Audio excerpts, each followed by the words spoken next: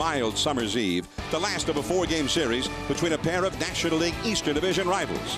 All-star David Wright leads the Mets in search of a series split against the Braves and longtime New York nemesis Chipper Jones.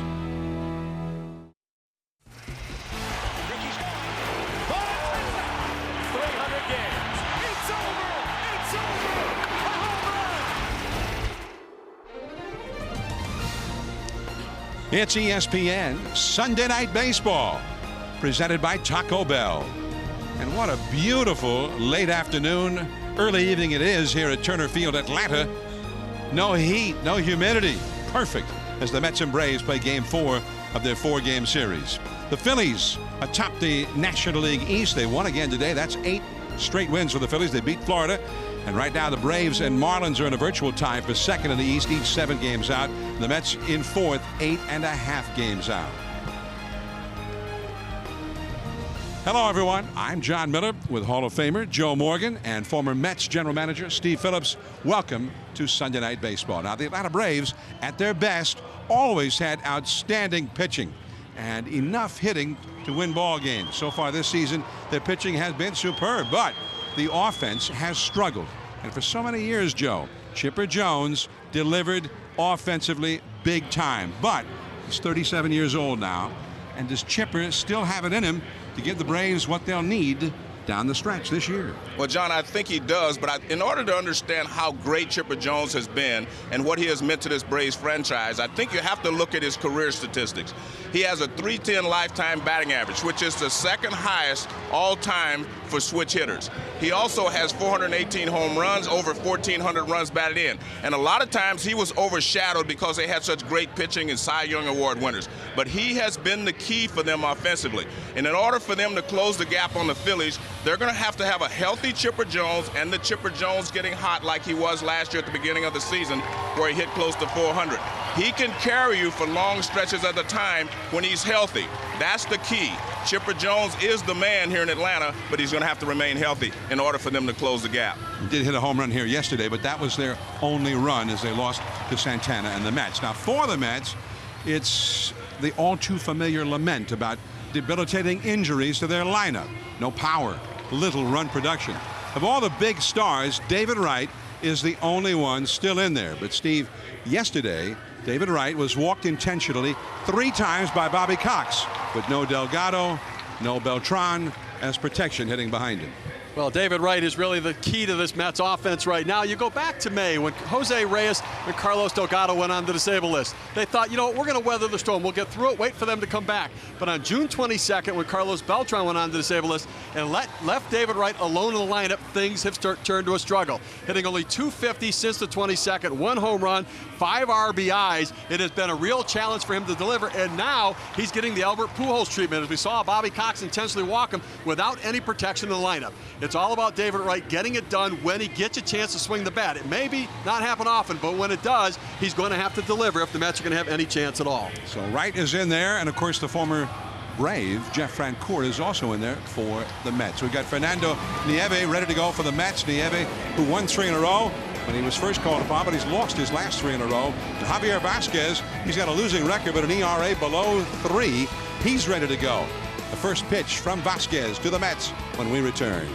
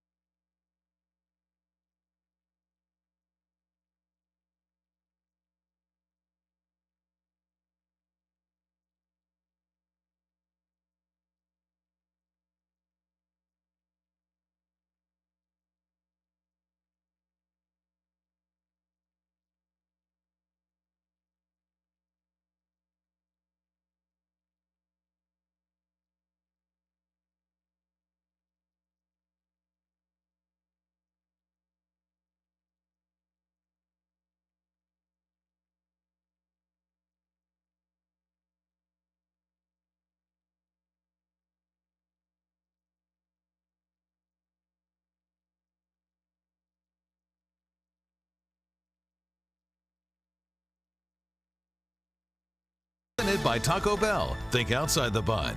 And in part by NYN AT ATL Men's 50+ Advantage. Get more of what matters to you. Frost Brewed Coors Light, the world's most refreshing beer. And the new 2010 Ford Fusion. Get in and drive one.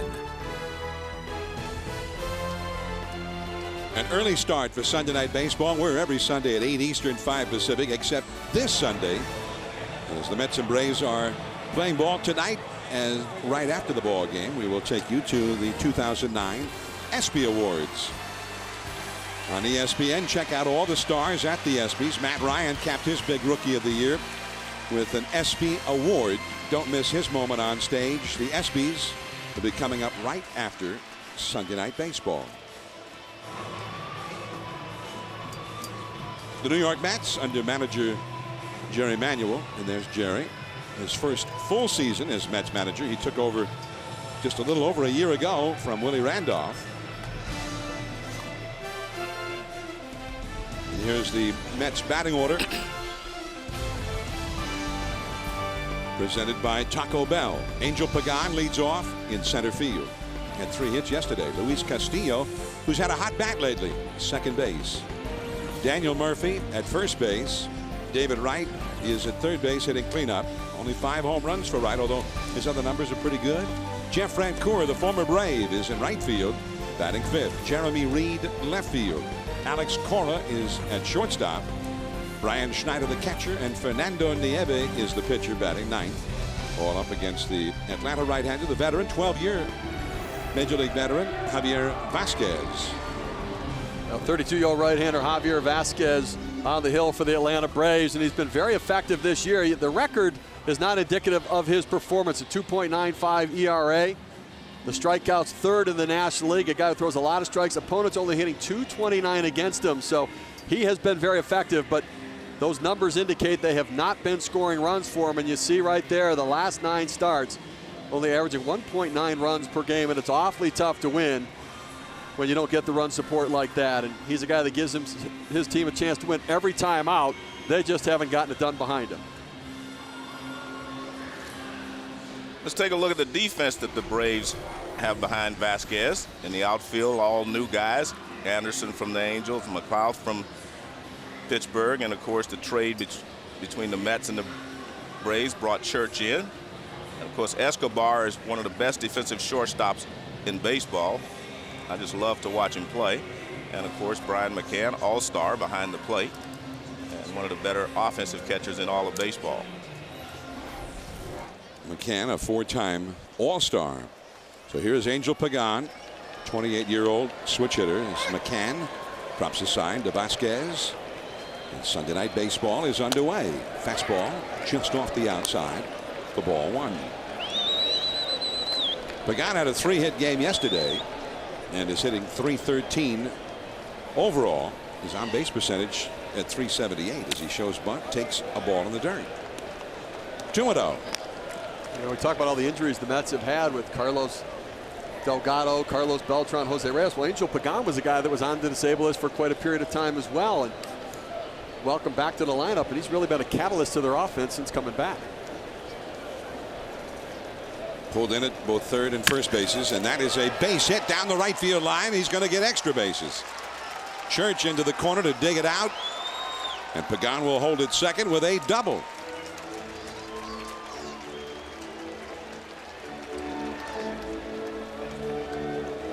Well, one of the things that happens with Vasquez, I think he throws a lot of fastballs, and a lot of times they're get too much of the plate.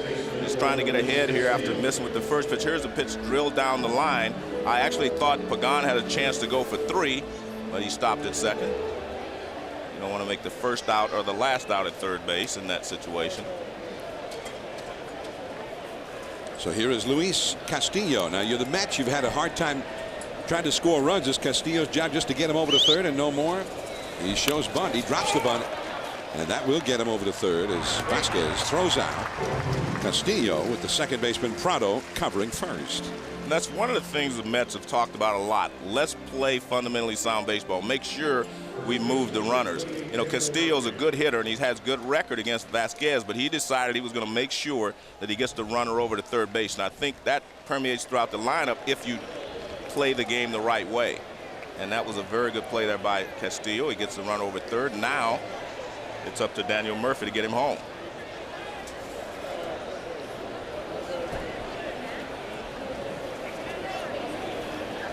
Murphy takes the ball outside. Now Murphy is a guy that the Mets had been struggling with his lack of defense. You may recall he was playing the outfield when the season began, an infielder turned outfielder, because his bat was so good, but he has not hit. 24 years old, hitting in the third spot of the order in this injury depleted lineup. Right back to Vasquez, but back to third is Pagan. He got there before Chipper Jones could get over. Otherwise it would have been a double play. I know he hit a line drive, he broke his bat, but if he pulls the ball to the right side, that's a run. The only place you can't score a run is if you hit the ball back to the pitcher. And you have to think, see, I mean, all the infielders are deep, and that would have scored a run if he hits a ground ball, he pulls the ball to the right side. But you go right back through the middle, line drive, ground ball right back at the pitcher is the only way you do not score a run in that situation. And you have to think about those things, in my opinion, as a hitter. You've got to get that run home. And now Wright with a runner at third and 2 down. Ball 1 to Wright. Now this is a spot where Bobby Cox was having him walked intentionally yesterday 3 different times with first base open. Cox ordered the intentional walk with Jeff Francoeur, the on-deck hitter. Francoeur is on deck here. And that's a strike on the outside. And I know it's early in the game, but I wouldn't have been surprised if Bobby Cox did the same thing right here and forced Jeff Francoeur. And it's not to kind of rub it in Jeff Francoeur's face, but I mean, David Wright is the Mets threat. I don't let him beat me in a situation here, even early in the game. I think because it's early, though, Steve, and he's not a home run hitter anymore, yeah, you're not worried about being down 2 runs. I understand your point, but if this was, say, Albert Pujols, Barry Bonds, Vlad Guerrero, guys that have hit the ball out of the ballpark, I would agree with you.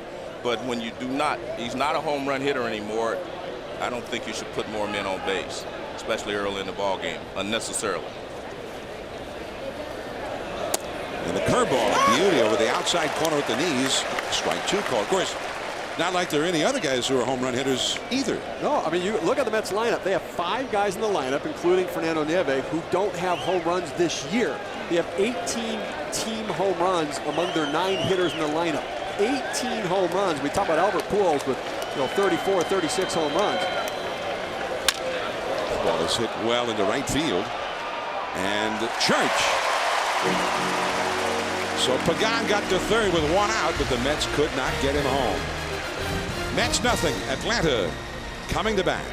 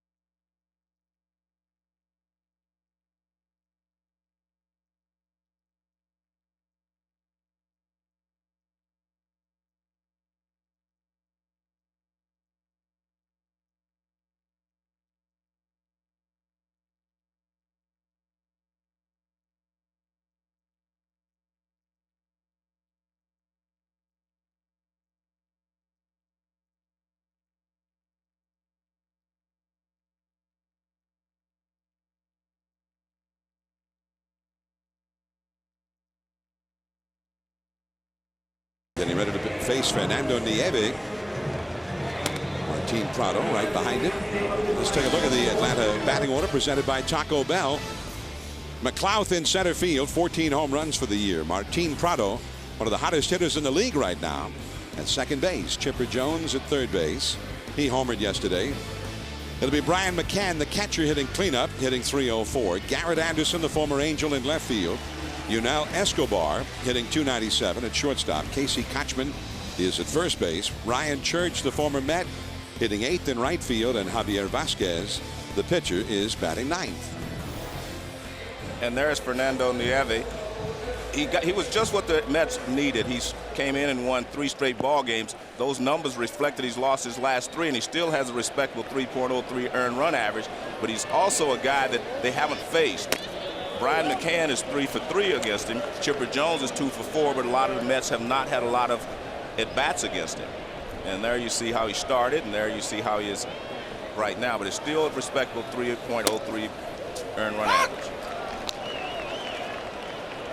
1 ball and 1 strike. And in order for him to throw strike, I mean, to get ahead of the hitters, he'd have to throw strikes, get ahead, get him to chase the changeups and his slider.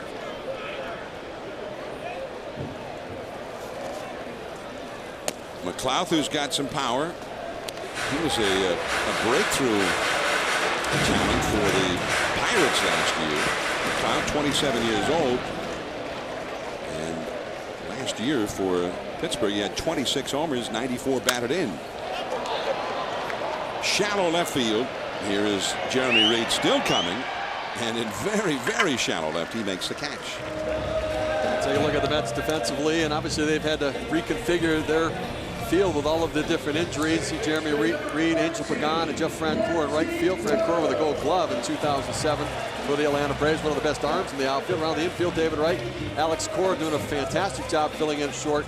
Luis Castillo and Daniel Murphy at first base. And Brian Schneider behind the plate, having thrown out 6 of 17 stolen base attempts. Here is Martin Prado. And David Wright, out number 2.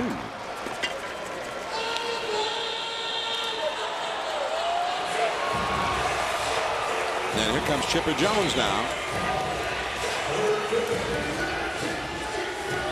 Yeah, I mentioned he was 2 for 4 against Nieve, so not a big sampling, but it tells me that Chipper sees the ball well off of Nieve.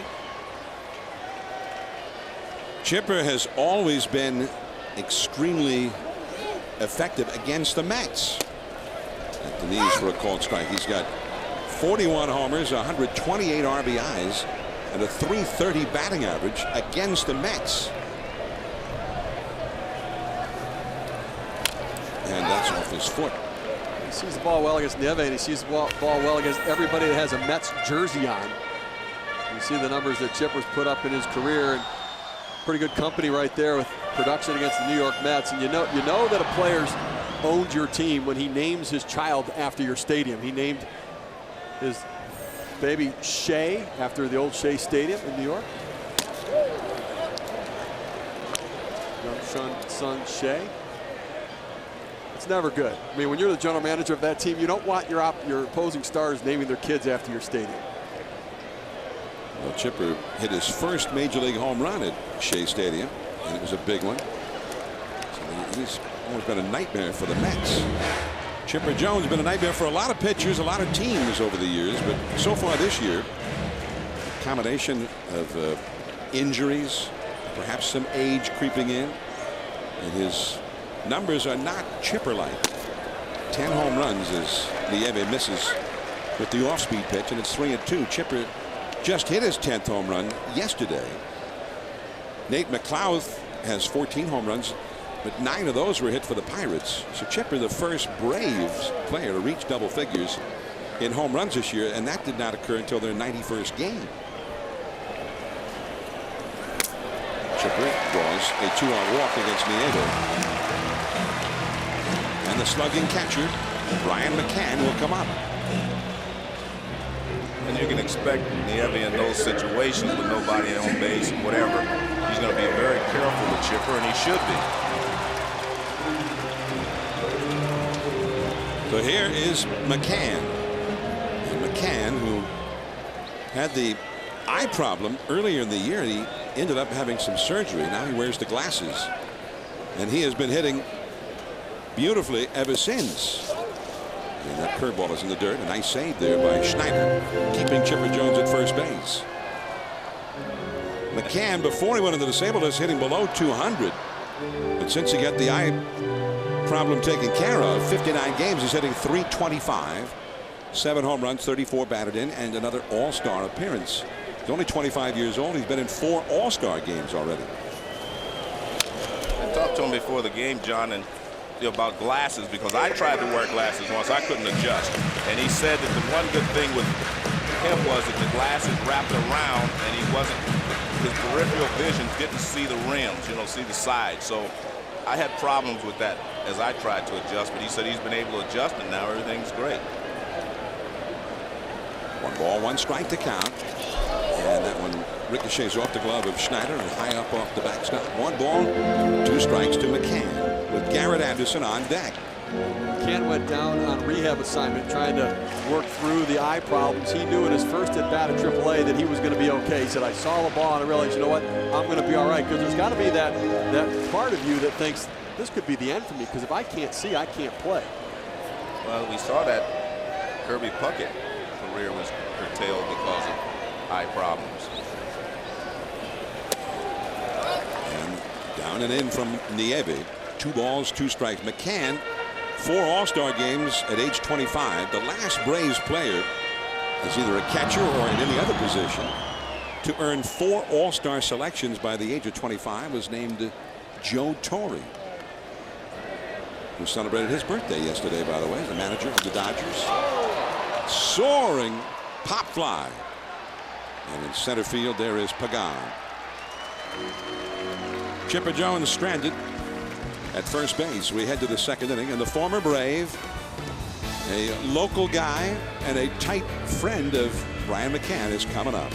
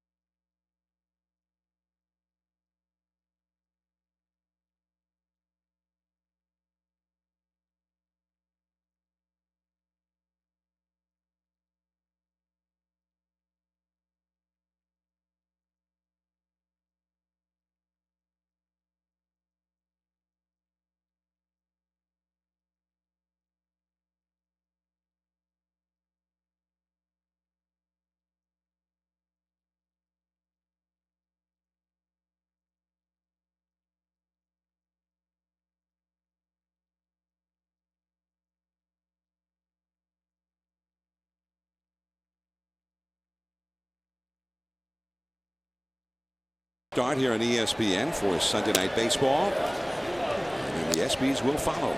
And there's ball 1 to Jeff Francoeur. Francoeur, who looked like he was going to be a huge star for the Braves when he burst upon the scene, takes the ball down and away. Francoeur hit 300 the year he first came up, 2005, in 70 games, 300 batting average, 14 homers, 45 batted in less than half a year. Then had 30 home runs the next year, and 105 RBIs the year after that. And his batting average went up.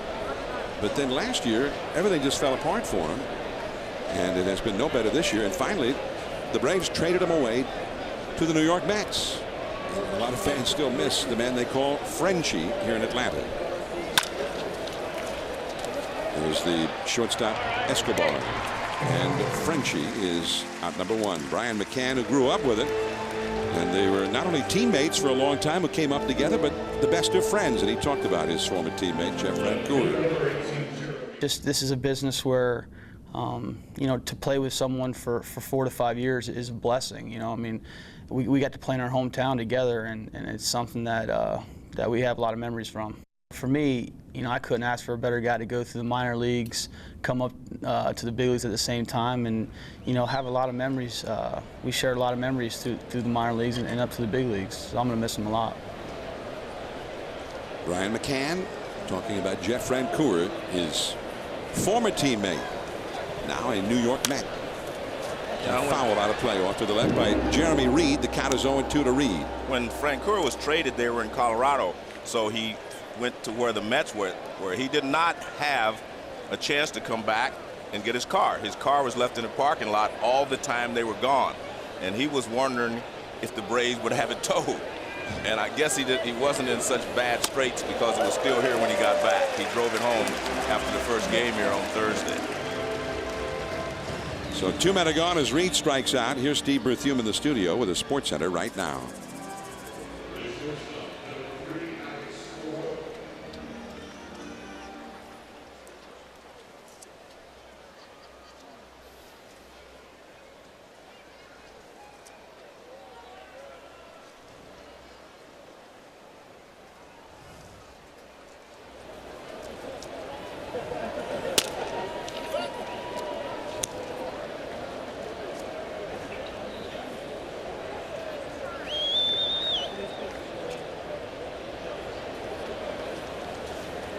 Jay Happ is 7-0. And for that rotation that has struggled at times this year, Cole Hamels has not been the big stopper, not yet anyway. Not yet, but their starting pitching starting to come around a little bit. And then there's all the talk today. Pat Gillick, their former general manager, now kind of a special assignment scout, was watching Roy Halladay pitch against the Red Sox today. And he had to like what he saw. Not that it was any surprise, as Halladay pitched another beauty, and he got the best of John Lester and the Red Sox in a 3-1 Toronto win as Alex Cora hits a single to right against Vasquez. Well, everyone in the division should be kicking themselves because the Phillies waited for them. They gave everybody an opportunity to stay in this race, and no one took advantage of it. And now the Phillies are on a roll, and I always felt the Phillies were the best team because of I like their personality. They have just that really good camaraderie amongst their players, and Charlie Manuel is probably the most underrated manager in the game now. Here's Brian Schneider, and the curveball from Vasquez is in there for a called strike. No score in this game. We're in the second inning, 2 down, runner at first. There is a school of thought that it makes the most sense. It would make sense for anybody to get Halladay if they could, but it makes the most sense for the Phillies to maybe give away some of their top prospects or all of their top prospects because they have such a fine nucleus right now. They won last year. They got a chance to win this year. They have an excellent chance to win next year. Why not go for it with Halladay? And that could be the guy that puts them over the top, makes them good for another couple of years. Well, you can say that about the Yankees, Boston. You know, everybody could. Halladay's the guy. I mean, he's a stud. So, I mean, if you can, anybody that can get him that's in contention knows that they're going to be able to at least have him this year and next year. So those 2 years, you can put up 2 world championships because he's that type of pitcher that can help you win a world championship.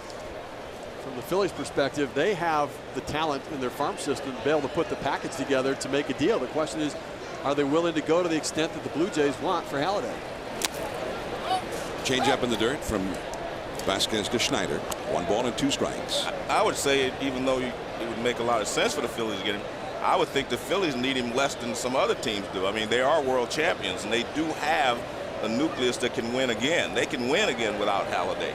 There are 3 or 4 teams I don't think they can win a world championship without him. So if I'm the Phillies, I would not give away the store. On the other hand, though, if you're the Phillies and you have a chance to win this year and a chance to win next year, the guy who is leading their staff in wins is 46 years old, Jamie Moyer. Yeah, but they've signed him for 2 years, so he's still going to be there. Yeah, I mean, look, it's not wrong to get Halladay. I'm just saying the Phillies, in my opinion, need him less than some of the other teams. Base hit to left for Schneider, and Cora will stop at second. Garrett Anderson gets it back to the infield, and now Fernando Nieve will come to the plate, try and help himself. And it's the way the Mets have had a problem scoring runs lately. It's incumbent upon I think, any Mets pitcher to become an excellent hitter. Well, he is. Well, he's hitting 375. I don't know how good a hitter he is. We'll see how good a hitter he is now, because he'll have runner in scoring position. They may pitch him a little differently than they would, if he's just up there hitting. He's 3 for 8 with a run batted in. So it'll be interesting to see. The other part is that are the Blue Jays, do they really mean what they say? That it's going to take a certain package, and if they don't get it, they're just going to keep him? Or if they find that nobody's going to give them the package that they really covet, will they take something less and still move him? Well, I think they have to take something less, because I think they've already basically said, we're moving you. You don't always say, oh, we're just kidding. I love you now. If they can't make the trade, I think they put themselves in a position where they have to move him, and maybe they will get what they want. Off the plate, barehanded, and he got him, and that cost Nieve. He came up hobbling, and he is in real bad shape over there at first base. On the ground, he started limping just as he passed the bag, and one of the Mets trainers is out to have a look. And just what the Mets could not afford, another injury, and especially to their pitching staff. John Maine is still gone. I mean, this is amazing. He's the things that are happening. Grabbing his quad. It looks like he's smelling a base hit, so he's trying to leg it out down the line. And see, just as he gets to the bag, it looks like the quad tightens up on him. He goes down, and I tell you what, very difficult to be able to, can't pitch with leg issues. It leads to arm issues right there. And looks like on deceleration, he was going past the bag and locked up on him on his quad. And another issue for the Mets. That picture has been an oft-repeated picture in different shapes, with different faces, different forms, but all too familiar for Jerry Manuel, for Omar Minaya, for Mets fans. Another Met is down. Jerry Manuel, the manager, is out there. Gary Sheffield came out of the game on Friday night with hamstring cramps. Wasn't able to play yesterday, and still not available to play today. May be able to pinch hit.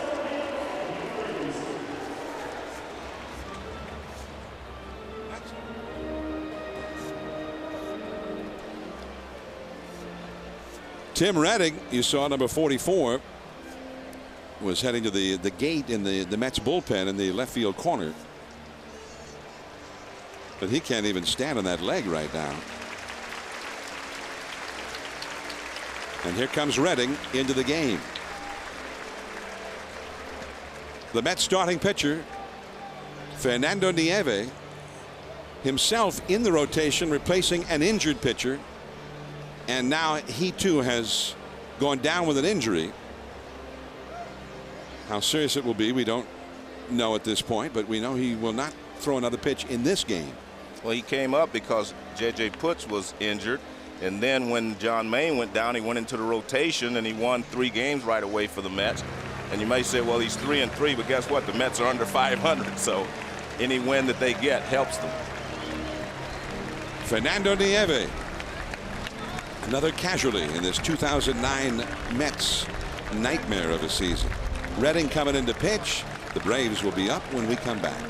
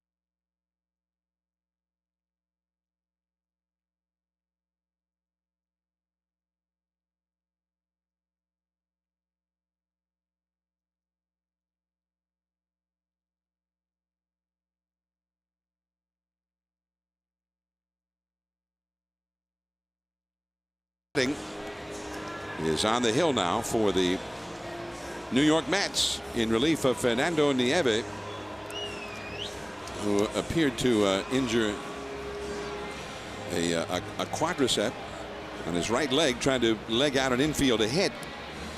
Javier Vasquez has been a very nice play, by the way, bare-handing that high bounce and throwing him out just barely at first base. So he got injured and still didn't even get the hit. Well, there's the face of a dejected manager. I mean, he doesn't know what to do. There's nothing he can do about it. I mean, you're the manager of the Mets, and guys keep going down. You've got injuries already. I mean, what could you possibly do? You know, when I talked to Jerry today, he was still trying to maintain that positive, you know, atmosphere around in the clubhouse. But I have to tell you, you know, when things like this continue to happen, I mean, there's nothing you can say as a manager. I mean, even Gary Sheffield, I mean, he's been their guy, and now he's hurt.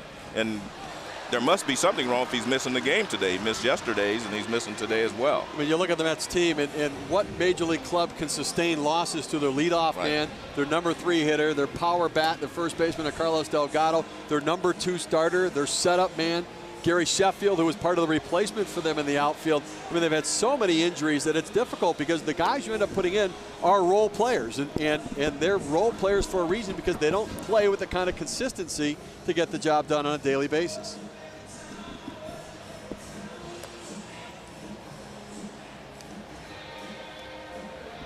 Gary Sheffield, who looked like he had a serious injury Friday night, but it turned out just to be cramps. He thought maybe it's because he had gone to the Bahamas during the All-Star break.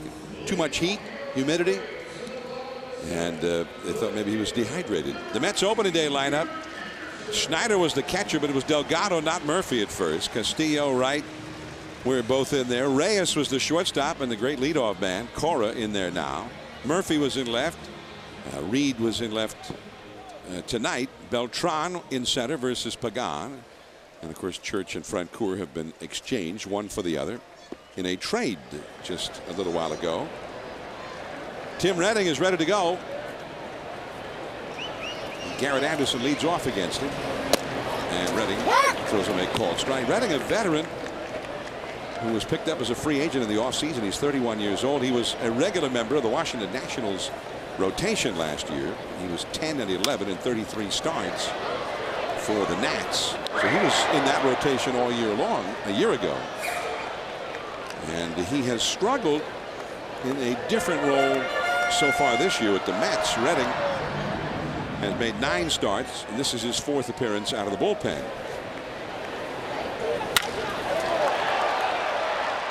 Pagan at the edge of the track. The other thing that's a little demoralizing to Jerry Manuel is that Fernando Nieve had a 2.95 ERA through his pitching today, and he's bringing in Tim Redding with a 7+ ERA.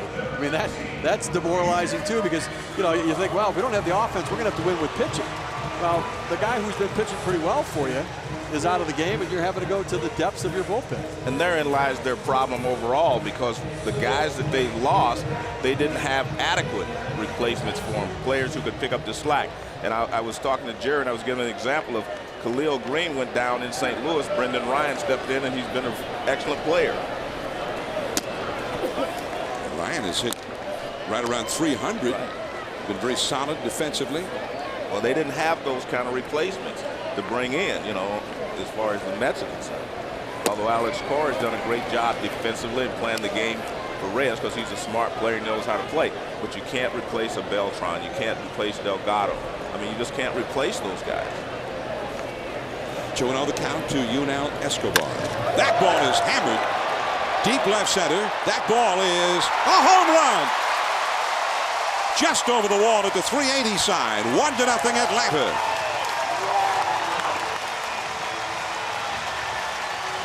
Now, we're always talking about how good a manager Bobby Cox is. When we were standing down there talking to him today, and there was a lot of controversy about Escobar's play yesterday, you know, missing a hit and run, not making a tag, etc. But when Escobar came in, Bobby Cox made sure that he talked to him. And remember, he said, let's go today, man. Let's have a great game. And here he is. Bobby's one of the first people to get up there, you know, to diffuse any situation that they were trying to create yesterday. But that's why Bobby Cox is such a great manager. He knows who he has to talk to on certain days and what he has to do. And now the young fella responds for him. Ninth home run of the year for Escobar. Here is Casey Kotchman. And they wouldn't mind if Kotchman started hitting a few home runs. Kotchman is a first baseman, a corner infielder. After all, those guys supposed to hit the long ball. But Kotchman has only 4 home runs in 258 at bats. You know, to go back to Bobby Cox, you talk about a 68-year-old man who I think is in touch with young players today as well as any manager in the game. And he talking to the players, he is their biggest cheerleader, their biggest fan. Ryan Church, who's new to the team in the Jeff Francoeur trade, said it's so positive around here. And what Bobby Cox does when he gets frustrated with a player, he doesn't let it turn into anger toward the player. You know, if a guy makes a mistake and he's got to discipline him, it doesn't turn into anger or dislike. And it's hard to do because, you know, you get frustrated. But here's a guy who's been around the game for a long time. He's seen it all. He's managed guys with, you know, he's benched Andrew Jones in his day when he needed to be disciplined. Right back to Redding. And Kotchman is out number 2. But he's been a guy that just finds a way to get the most out of his talent, even when guys sometimes challenge him. Well, you can see the target. He almost hits the target. It's just not a good pitch. He leaves it in the middle of the plate. It's supposed to be toward the outside corner. Little breaking ball, and Escobar stays back, and he drills it. And even though this is a big ballpark, he hit it well enough to get it out of here. This park is similar to Citi Field. It's a big ballpark, especially in the alleys. Although the ball may carry a little better here at times. Ryan Church, the former Met, now with the Braves. Church, 30 years old. Francoeur, 25. And that changeup in for a strike from Tim Redding. 1 ball, 1 strike. Well, obviously a difference in age. I think that the Mets were banking on Jeff Francoeur and the youth and the hope that they can change him and recapture what he was early on and the promise and the upside that he showed. I think for the Atlanta Braves, they're looking for the more quality at bat. Ryan Church makes more contact than Jeff Francoeur.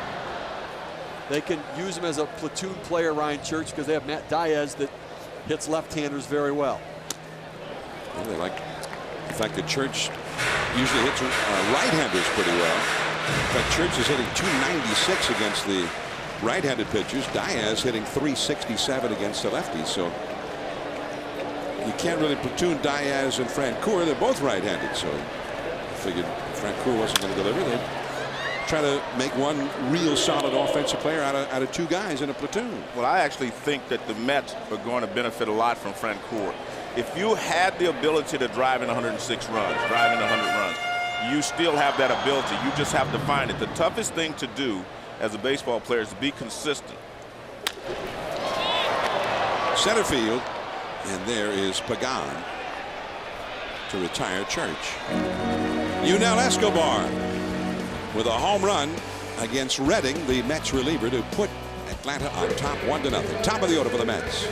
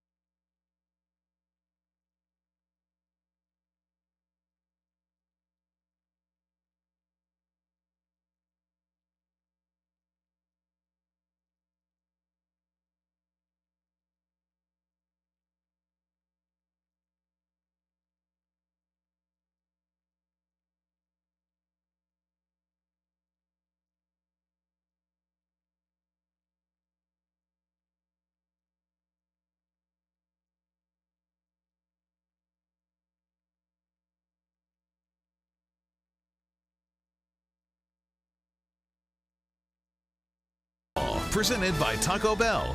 Brought to you by Chevy. And Cabot Wood Stains. Our performance is legendary. Henry Aaron's town. Aaron, who broke Babe Ruth's home run record right here in Atlanta back in 1974 when he hit number 715, still commemorated here at the new Turner Field, or at least new to the ballpark where Aaron hit his. And they remember Henry Aaron. Came up originally with the Milwaukee Braves, who then moved to Atlanta for the 1966 season. Angel Pagan, the hitter, against Vasquez. And that's a ball inside. 1 ball, 1 strike. Vasquez hit a double. And the Mets have fallen so far with all of the injuries. Their lineup is so lacking in punch that in the 4 games of this series, that was their 4th double plus 1 triple. They have not had a single home run in these 4 games. Only 5 extra base hits total. The Braves, conversely, and the Braves have had their own offensive problems.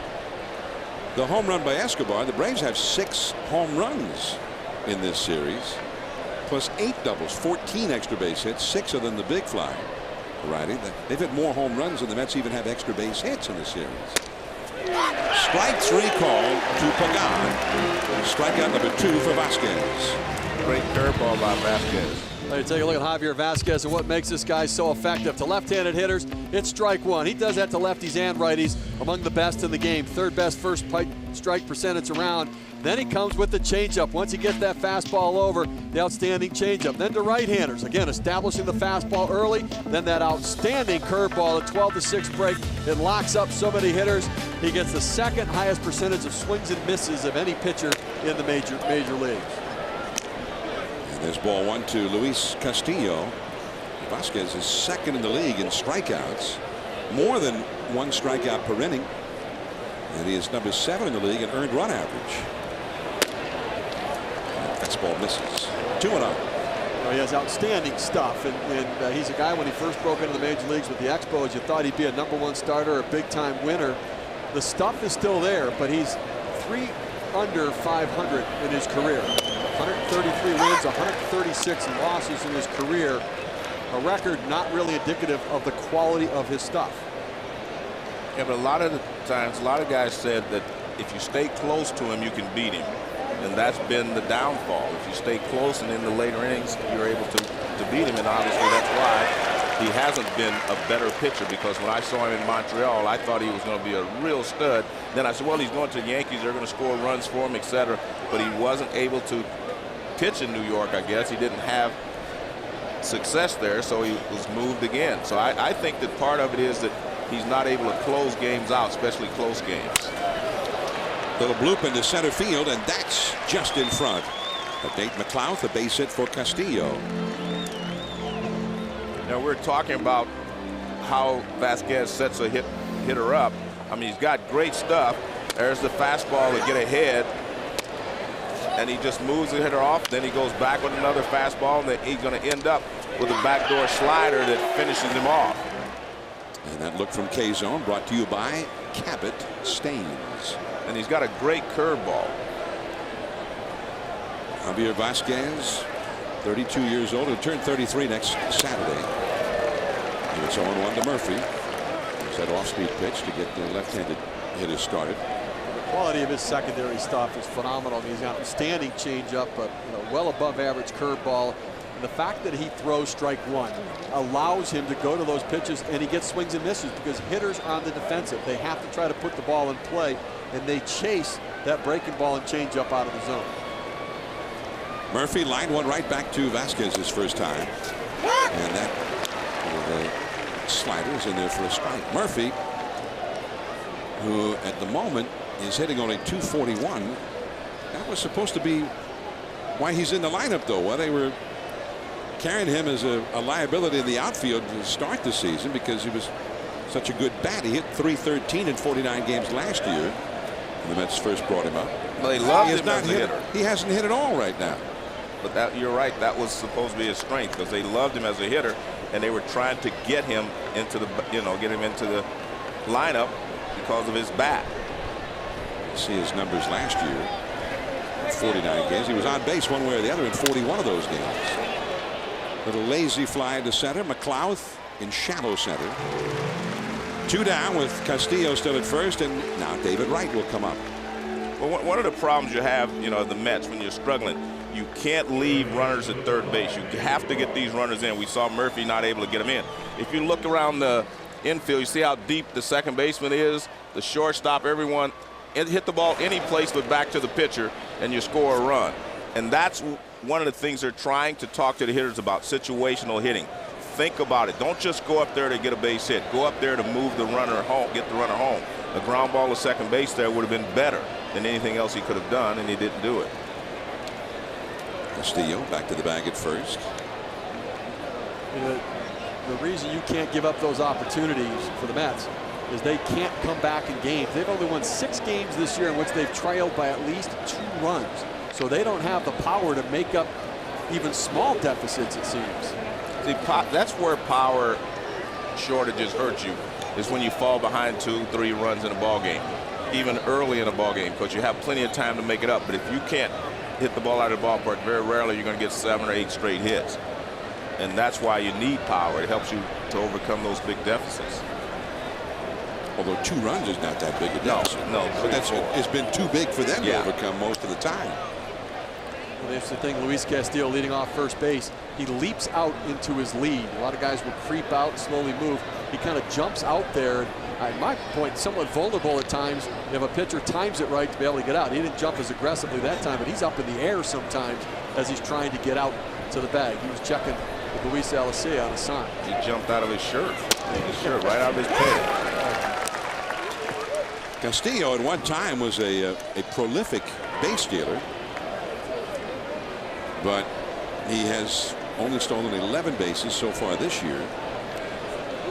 Caught 3 times. You'd think this would be a time with the Mets not hitting home runs with 2 down and a good hitter at the plate to steal a bag if you could.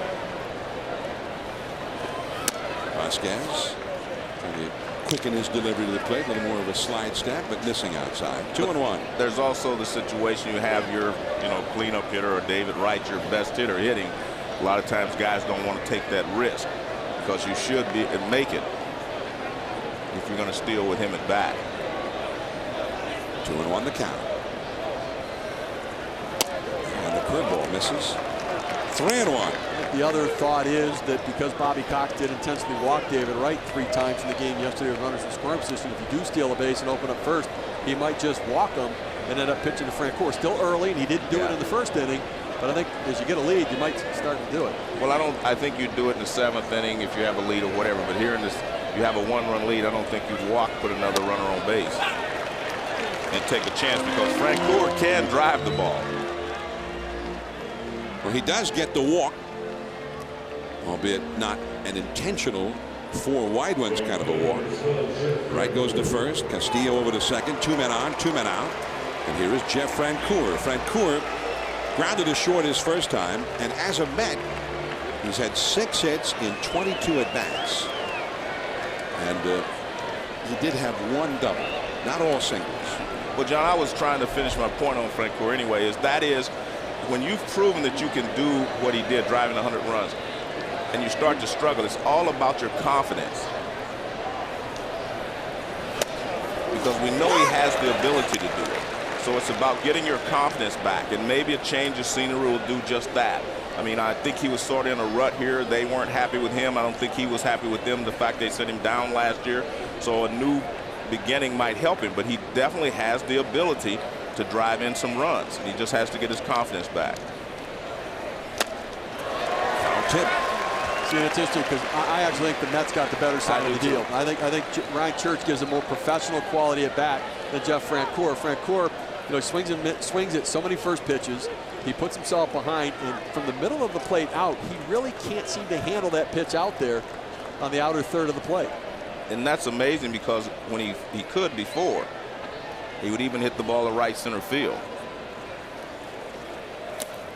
The slider is in the dirt. Now Francoeur, 29 homers, 103 batted in 06. 19 homers, 105 batted in 07, and a 293 average that year. But last year, only 11 home runs. He batted nearly 600 times last year. and had only 11 home runs, as Chipper Jones has come over to conference along with McCann and Vasquez. Well, I think McCann and Chipper Jones knows him better, obviously, than Vasquez does. So they're trying to tell him, you don't have to give him a good pitch to hit in this situation. He can only be patient for so long, and he will be aggressive. The Braves are so good at playing against their former teammates. When Tom Glavine came back with the Mets to pitch against Atlanta, they pounded him because they knew what he did to be effective. 2 men on, 2 men out. 1-0 Atlanta. That's a base hit to right field. Ryan Church. Here's the throw home. And it's not in time. The throw to third by McCann. Not in time. Francoeur hanging on at first base. And Francoeur has delivered the tying run. And to me, that's an RBI man. He goes the other way. And I really believe that he's going to be a good addition to the Mets team, because he is a guy that can drive in some runs. Now, you know, they were trying to stay off the plate. Look at that, ball 4. I mean, well, it should have been ball 2. Ball's out there, but watch, he reaches out. That's what I remember him doing before. He could go to right center field on balls away. I mean, that's an excellent piece of hitting right there. That pitch is down and away. He doesn't try to pull it. He goes the other way with it. Castillo comes in to score. And McCann tries to get right at third, but he's late. Here's Jeremy Reed. Now, Wright got himself to third. And there was a throw to the plate, then there was a throw to third, but Francoeur is still at first. All right, I agree with you, but one thing I was going to say, Wright's hustle really helps because it opens up the hole over here at first base if Reed is able to take advantage of it. I agree with you on the Francoeur thing, because anytime there's a throw to the plate with 2 outs, you should force them to cut it. They let that run score if you have to. Broken back ground out by Jeremy Reed. 2 stranded, but Jeff Francoeur knocks in a run against the Braves to tie this game as we go to the last of the third.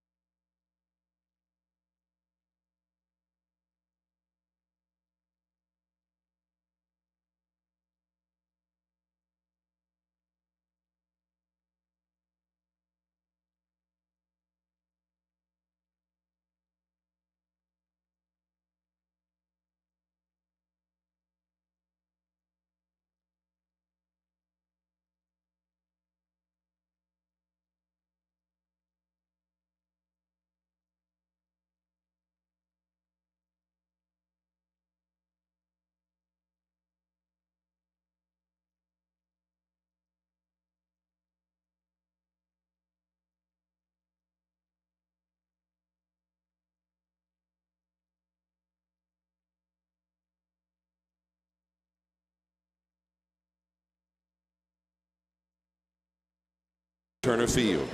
After the ball game, stay right here with ESPN for the ESPYs, the 2009 ESPYs. The top athletes and Hollywood's hottest stars will all be there. Cole Hamels was the World Series MVP. It could get him an ESPY for best championship performance.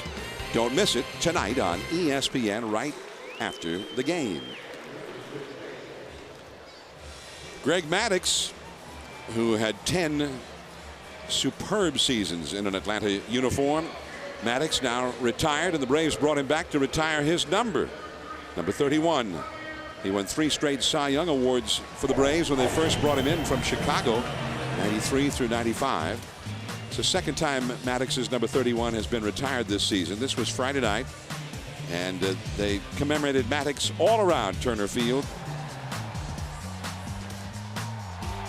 Greg Maddox, 355 big league victories, and probably when you look back years from now at his career and put it in all the historical perspective, we'll realize he was not only one of the great pitchers of his time, but one of the greatest of all time. Well, if you win 355 games, that automatically puts you in the conversation. And he had a special knack for being able to pitch and just keep the hitters off balance. Tim Redding out of the Mets bullpen for Fernando Nieve, who had to leave the ball game with an injury after 1 inning. Redding pitching to Javier Vasquez. The count is 2 balls and 1 strike to Vasquez. Vasquez 2 hits and 34 at bats. Excellent butter. If there was a runner at first base and nobody out, 1 out, he'd be a great guy to have put that bunt down, move the runner up, but there's nobody on base now. Well, if you're going to win in the National League, you've got to do a number of things. 1, you have to be a good pitcher. 2, you have to field your position, which we saw him do on that play in Nieve. And 3, you have to handle the bat, which he leads with the sacrifice bunts. Well, Redding has gone to 3-2 on Nieve. On Vasquez. Vasquez 2 hits, 34 at bats. Both hits are doubles though, and that's a single. Just over the reach of Cora. John, one of the great things about Greg Maddox and the entire Braves pitching staff during those years, they basically worked off the fastball. Everything was off the fastball. Greg Maddox, here's the fastball grip, and he would throw the fastball over the outside corner and bring it back. You see the movement there over the outside, and everything else kind of came off of the fastball to change up, even though that pitch wasn't great, but he always had different movements on his changeups, on his fastball, and he basically came up with that pitch you call Maddox-like, where he starts the ball off the inside corner to a left-handed hitter, and the great movement brings it back to the inside corner. I mean, Maddox was the first one to really start to perfect that, you know, and throw it consistently. When you think about pitchers that have won 300 games and the stuff that they had to do it, and then you can compare them to Greg Maddox and the fastball that Greg Maddox had. I mean, to me, what he accomplished is far more significant than what others did, because he did it with, in my mind, less stuff. Great movement, but less stuff. And certainly less fastball than many of the great pitchers that logged those wins. And so hard to hit, and he made big pitches when he needed to. You look at the highest win percentage in team history for the Atlanta Braves. 3 Cy Young awards. I know that being with the Mets during my tenure, I mean, he just crushed us. That rotation with Smoltz, Glavine, and Maddox. We didn't have much of a chance against that.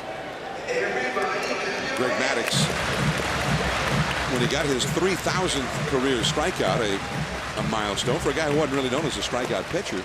It came at Wrigley Field when he was back with the Cubs against Omar Vizquel, and it was that pitch. Started off the inside corner and drifted back and caught the plate. Strike 3 call. He just froze hitters with that one. Well, John, I actually believe movement is just as important, obviously, as speed. In fact, in most cases, I think it's more important, because movement is what throws the hitter's timing off, not necessarily just the speed of the ball. If you don't have to always be able to overpower hitters to be able to keep them off balance.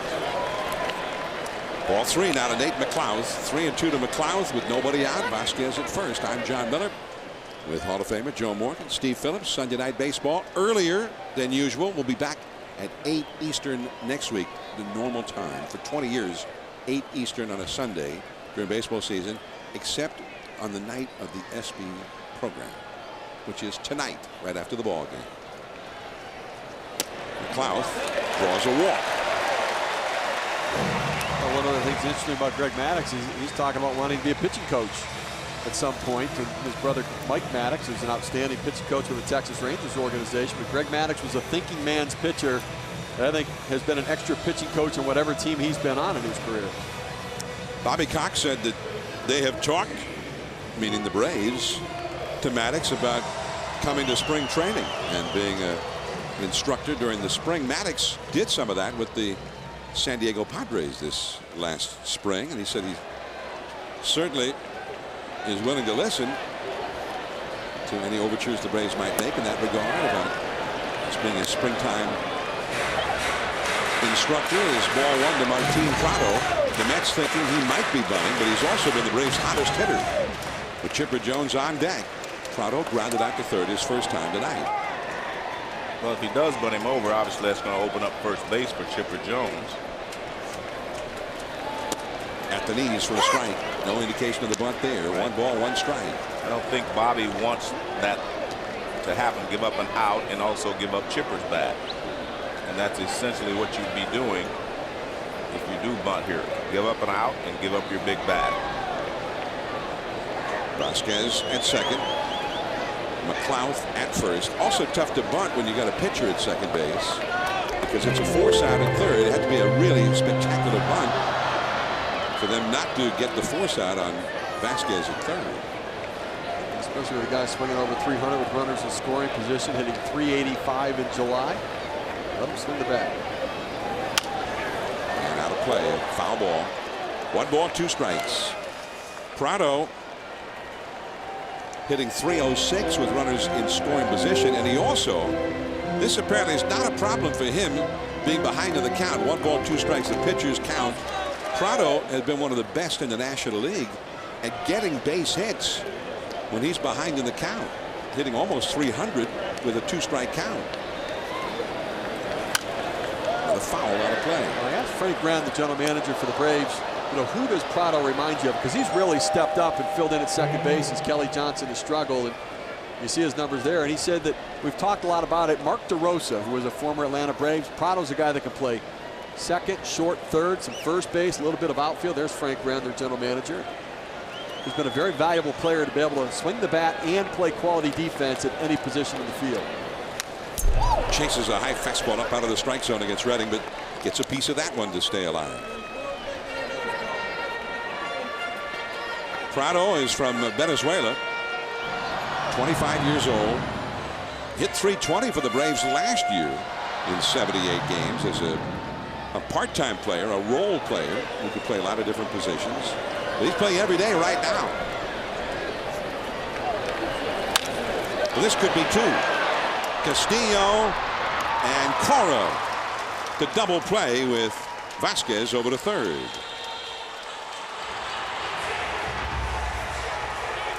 Well, good job by Redding to get the ground ball, and you always want the ground ball near the bag for a cinch double play, because that way you have a short throw to go along with the long throw back to first. 2 long throws makes it very difficult to complete the double plays on a speedy runner like Escobar. But a nice play there by Castillo to give it to Cora, and he gets rid of it. Double play. Now Chipper Jones with merely a runner at third and 2 down. 1-1 the score. And he does not have to be overly concerned with walking Chipper, although there's an excellent hitter on deck, Brian McCann. Chipper walked his first time against Fernando Nieve, now facing Tim Reddick. 2-0.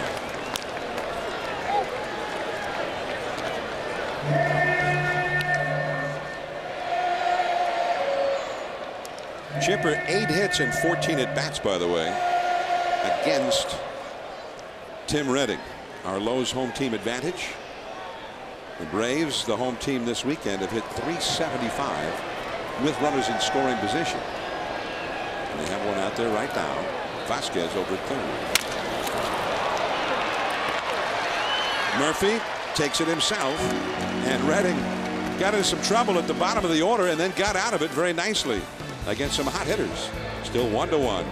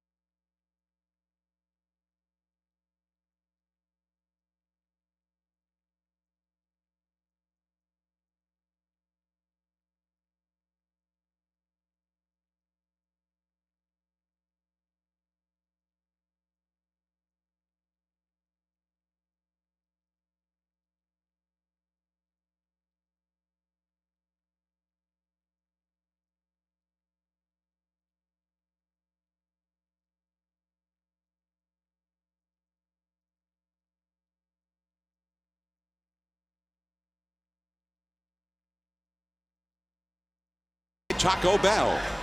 I'm John Miller with Joe Morgan and Steve Phillips from Turner Field.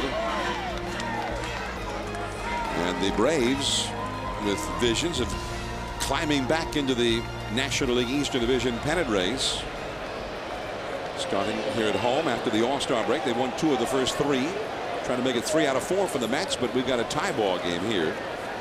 And Alex Cora to be followed by Brian Schneider and Tim Redding against Javier Vasquez. 0-1 the count to Cora, who singled his first time. Cora had been struggling lately at the plate until yesterday. Had 2 hits, and he's 1 for 1 here tonight. And I think I mentioned it a couple of times. Cora has done real well in the absence of Jose Reyes, but the idea of a good platoon guy, a guy off the bench, a utility guy, is that your ace shortstop goes down for a week. You got Alex Cora to fill in, and he can do well for you over a week's time. Maybe your second base goes down for a few days, you put Alex Cora in. But this is a whole different story. Jose Reyes, one of the great leadoff men of the game, out for weeks and months at a time, where Cora becomes a regular everyday player, not just for a week or a few days, but day after day, week after week.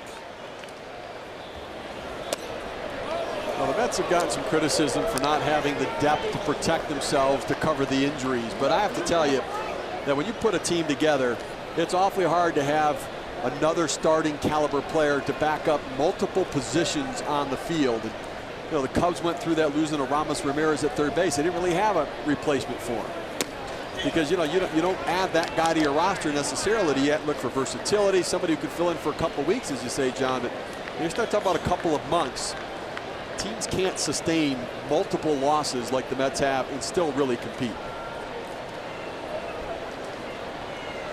That has been the problem for the Mets among many. Here is the 3-2 pitch. Center field over toward left center. McLeod and Cora is out number 1. First place Dodgers for the Western Division are playing at Dodger Stadium tonight. Here's Steve Berthien with an update on that game.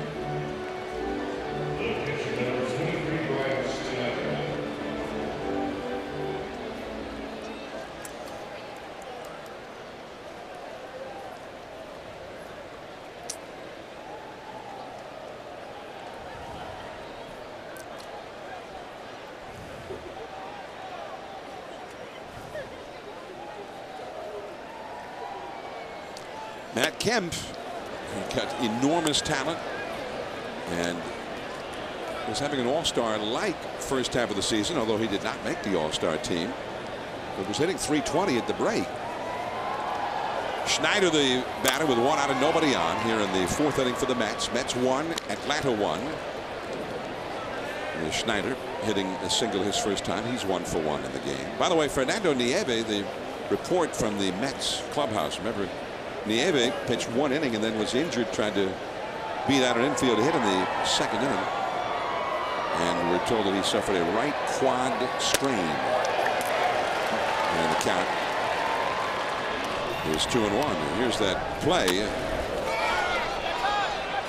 It's an outstanding play by Vasquez, but Nieve trying to leg it out down the line. Looked like he extended at the bag and something gave way, and obviously another loss for the New York Mets. Now, a right quad strain sounds fairly benign. It does, but there are different grades of strains, and you really won't know until he comes in tomorrow to see how he feels and how tight it is and how sore it is. But the legs are the foundation of the delivery. Right back to Vasquez. Sounded like Schneider broke his bat in that one. 2 men gone in the Mets' 4th inning. We will be chatting with Jerry Manuel, the manager of the Mets, from the Mets dugout between innings after the Mets have finished their at-bats here in the 4th. So stay tuned for that. Tim Redding now, who came in from the bullpen for the Mets to replace Nieve in the 2nd inning. Redding at the plate for the first time.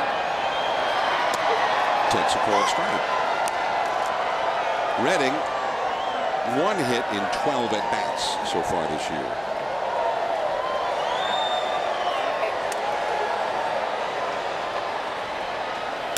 And that's a ball outside. Now the Mets for a while we're without Carlos Delgado and Jose Reyes, two key performers, leadoff man, slugger in the middle of the order.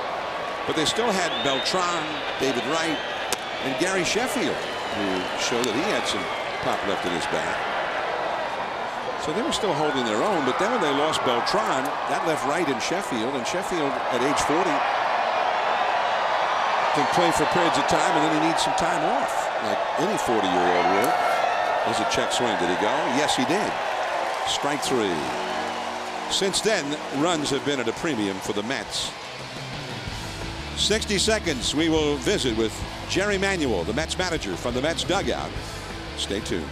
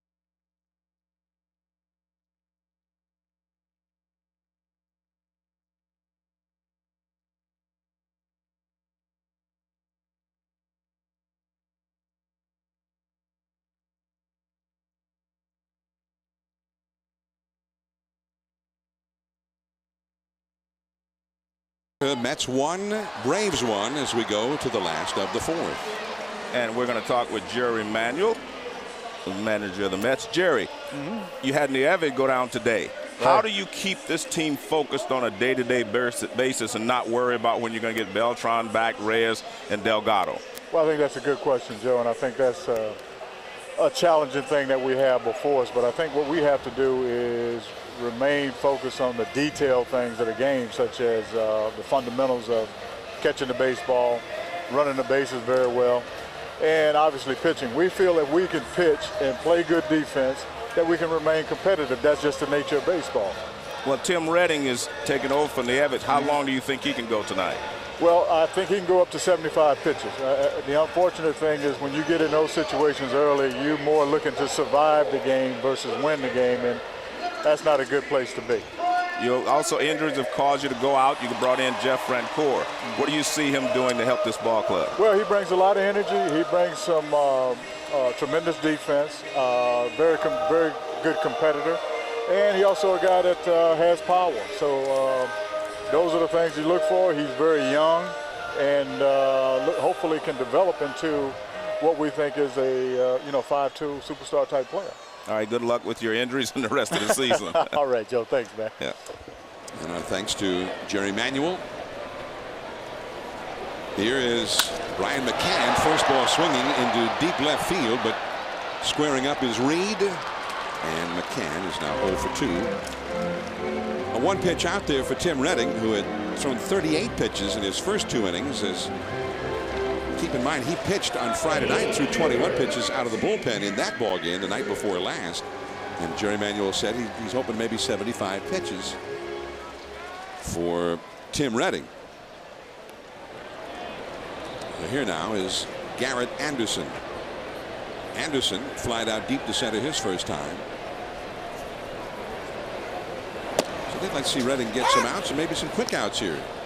I like one thing you say about Jerry Manuel is he's keeping a sense of humor, which you have to. It's New York is such a fishbowl. Everything that you say and do can be magnified. Obviously, a lot of pressure there with expectations. And the injuries certainly haven't made it easy for him. He can have a lot of sleepless nights, but he does seem to keep his sense of humor. Has a good relationship with the media in New York. Well, even then, he seems to get into some trouble. That's a fair ball. Just past the dive of Murphy. Francoeur has trouble getting it out. Anderson heading for third, and he makes it to third.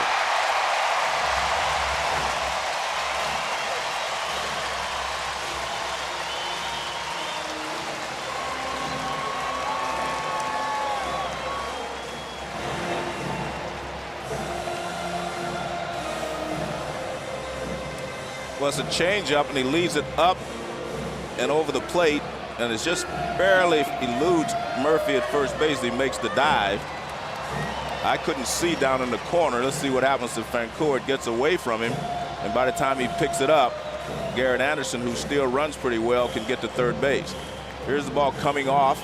Francoeur can't get it. Now he comes up with it, and by the time he gets it back in,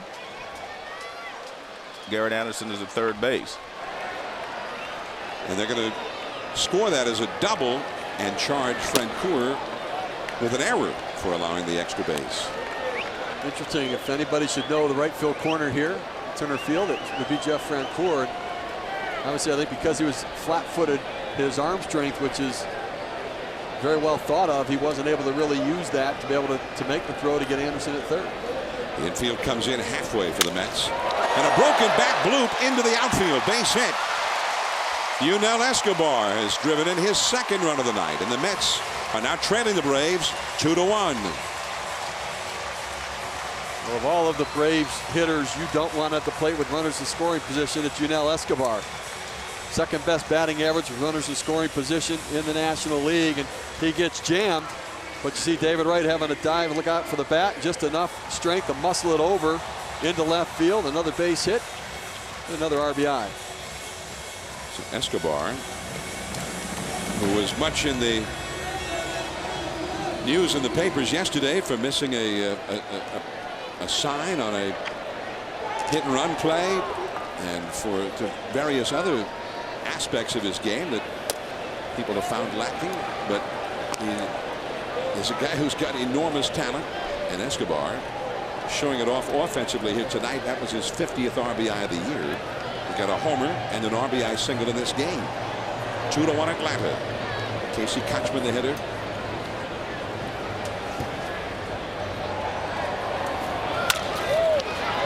And there's one, and Cora back to first, an easy double play.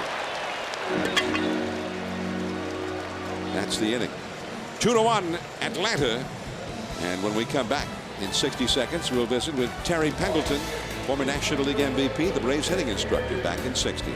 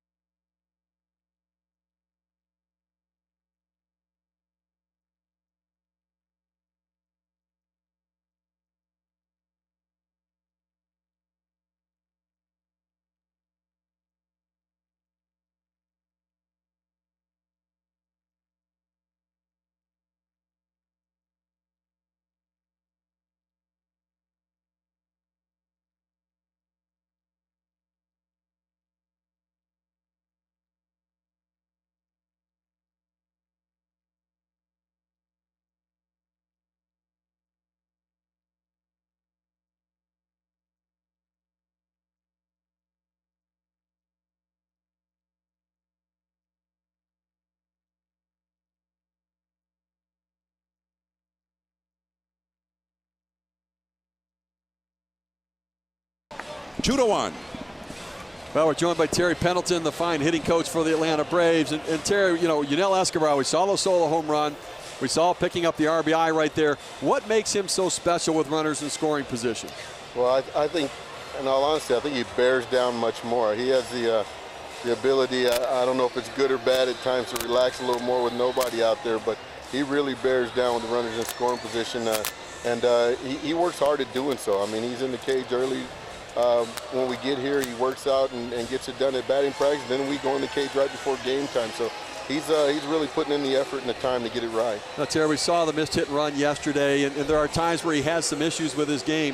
What does he need to do to continue to improve to maximize his ability? Well, just continue to work hard. You know, there are veteran players around that could offer advice to him and help him out. The different coaches we're around to assist him with whatever he needs to do to make his game better. I think he just needs to do that, but he works hard at it. He wants to improve. He wants to be the best ball player on the field. Terry, thanks for joining us. Keep the hitters hot. We're working on it, Steve. Thank you. Thanks to Terry Pendleton, who was here with the Braves when the Braves got good. Began that amazing stretch of success where they won the division title 14 consecutive years. So he was here when all of that big transformation took place. The Braves had been a second division club for a few years, and then the pitching staff put it together. Glavine, Smoltz, Steve Avery at that time, and the Braves, year after year after year, it was almost a given. There's rumors that they stopped making the playoffs because they ran out of room for the pennants. They had nowhere else to put them. Top of the order for the Mets here as Pagan showed bunt and then took it for a called strike 2. 1 ball, 2 strikes. Pagan has hit a double and he is struck out looking. Luis Castillo and Daniel Murphy to follow against Javier Vasquez here in the 5th inning. David Wright, the cleanup man, due up 4th in the inning. Got Pagan with that backdoor slider on the strikeout looking last time. McLouth. Nice catch. He was not playing very deep, and he had a long run for that one.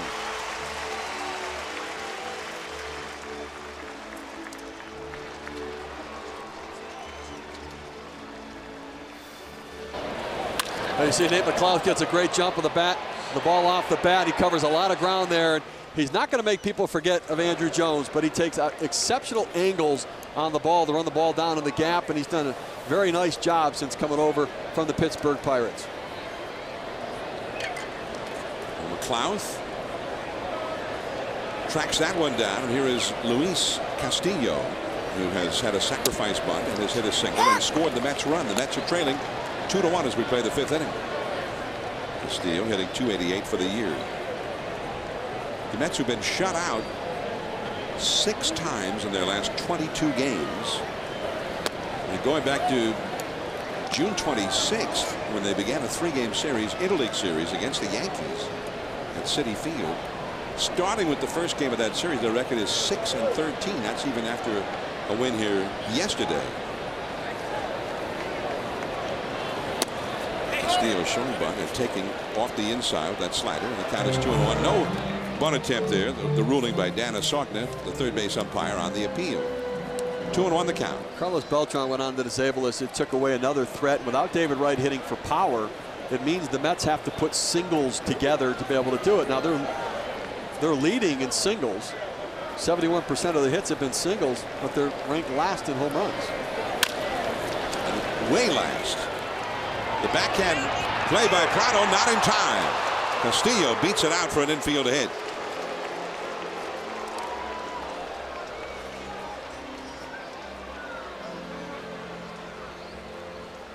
Castillo is 2 for 2. Leading the National League in infield base hits, and a prolific ground ball hitter, a guy who knows his game and what he needs to do, hits it on the ground. And Prado ranges, knows he's got to get rid of it quickly, and just Castillo beats it out.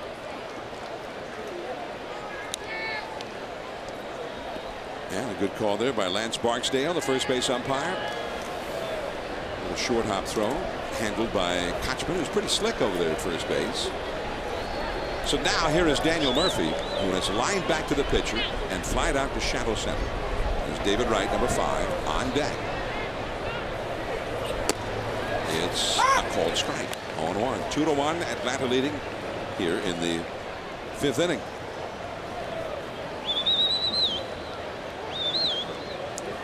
So you say he jumps off the bag when he gets his lead, Steve? A lot of times he'll jump off, trying to get to where that time he's just kind of creeping off again. He jumped off every time until we put a camera on him. And then he's just doing it normal. Come on, Luis, we want to jump. Jump off. Get some hang time for me.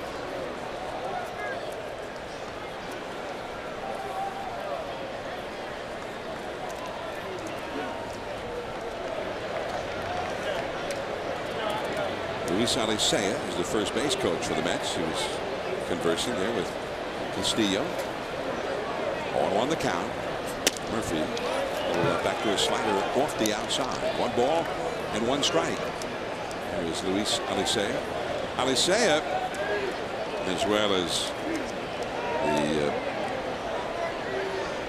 third base coach Razor Shines, and also Sandy Alomar Sr. they've all been doing some instructional type teaching with players like Daniel Murphy at first base. There goes Castillo. McCann's throw. He got him.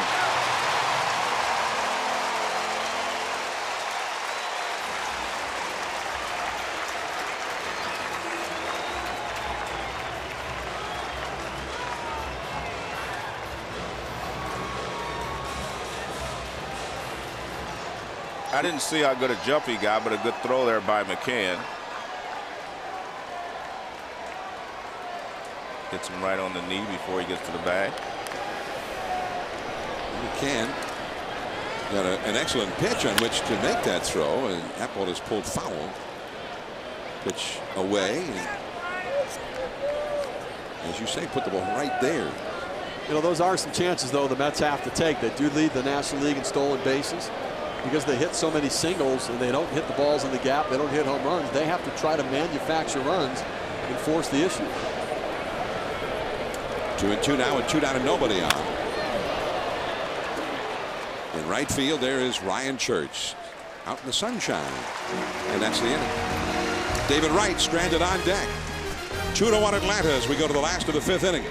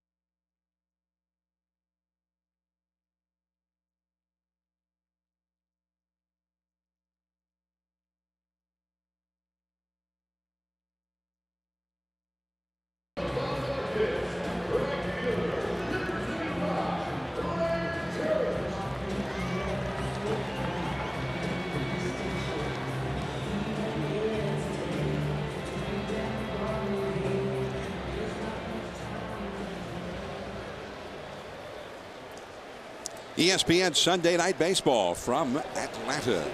John Miller, Joe Morgan, Steve Phillips with you. Next Sunday, we will be in Detroit. The Tigers first place in the American League Central up against the Chicago White Sox, who are in second place in the American League Central, just a game and a half back.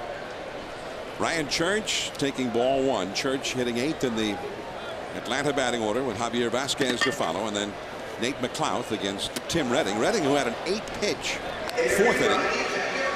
Jerry Manuel mentioned that, having worked a couple of days ago, that Redding, who did not start this game but came in rather after an injury suffered by starting pitcher Fernando Nieve, he figured, hoping he could go about 75 pitches or so, closing in on 50 pitches, and this is his 4th inning of work. Church with a foul on the play. Church flied out to center his first time. The Braves got a run in the second on a home run by Escobar. The Mets tied the game on an RBI single by the former Brave Jeff Francoeur in the 3rd, and then an RBI single by Yunel Escobar put the Braves back ahead in the 4th. 2-1, Atlanta leading. Just missing there, right around the outside, right around the knees. 3-1 the count to Church. Well, the Mets head to Washington to take on the Nationals tomorrow, so Jerry Manuel's looking at his starter coming out after 1 inning thinking we could be in big trouble, so Tim Redding is giving him what he needs right now. And it's a walk for Church. Now let's go to the studio to Steve Berthume of the Sports Center right now.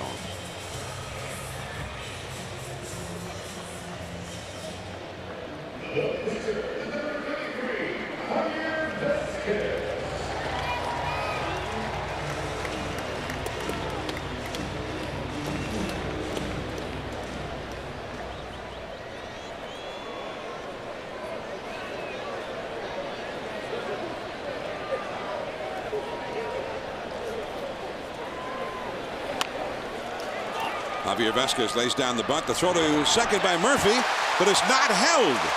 Not held by Cora, and safe at second is Ryan Church. Well, he's contending that he had it, but this is the rule we were talking about last week. I said if I had anything to do with it, you would have to hold the ball. You can't say you're taking it out of your glove. And that's basically what Randy Marsh is saying. He's saying, no, he did not catch it. Danny Murphy takes the tough play, and he caught it in his glove, but he didn't have control of it. It was right in the tip of his glove. He's saying he was bringing it around, and in a lot of cases you will get that call. But he was bringing it towards his hand. And that Randy Marsh is saying you have to be taking it out of your glove, which is what we were talking about last week. I believe that should be the rule. But you have to hold on to it. Even under the current rule, you can't sort of start to reach for it and then the ball flies out of your glove. Well, that's what Randy Marsh was saying. You did not have control of it. But most of the time they don't have control of it. That is a fielder's choice and an error charge to Cora. There's a bunt that popped in the air off the bat of McLouth and hit and dropped foul finally. So Nate McLouth, the leadoff man, who has flied out to shallow left and has walked, who has not yet had a hit since the All-Star break. He's 0 for 16, trying to lay down a bunt here. What about that, Joe? Coming back from the All-Star break, is there something where you feel like you've got to start over again? Well, it's like beginning the season over, of course, but in most cases that's what people want, because they're tired going into the break and they get a little respite, and when they come back they're ready to play. Nate McLouth with a 1-strike count. Again showing a bunt, and going to jump back from that one from Tim Redding. At the start of the season, always that feeling I have to get that first hit. But do you feel that same thing about getting your first hit out of the break? Well, I don't think it's that same feeling. You want to get off to a good start. It gives you a chance to start all over. You say, well, I want to get off to a good start. Obviously, you don't get any hits. You're not getting off to a good start. So there is that type of pressure. We cannot see into the Mets bullpen from our vantage point here at Turner Field. But apparently there is some action going on out there. Church at second, Vasquez at first, pickoff play at second, Cora. You see there he reached in and took the ball out of his glove. There is Elmer DeSenz, a right-hander, up in the Mets bullpen. And in most cases when you try to pick off in that situation, you're not really trying to pick the runner off. Just trying to keep him close enough so that you can make a play on him at third base if they don't make a perfect bunt. He's not bunting now. A big hack at that high fastball and fouled it back to the screen. 1-2 the count. One of the things to keep in mind, both these teams with the trade that they made, Ryan Church and Jeff Francoeur, have had to change signs at least for this series, because Ryan Church even made a point. Well, listen, I know all the signs. I'm telling the Atlanta Braves, my new team, all of your signs and signals that you put on. Really, when you trade like that, all you really have to do is change the indicator. You know, you don't have to change the signs. That way you can trick the other guy, to be honest with you. You make him think that he knows the signs. But if you just change the indicator, which tells you that the next sign is the actual sign, but you do have to make an adjustment. 3-2.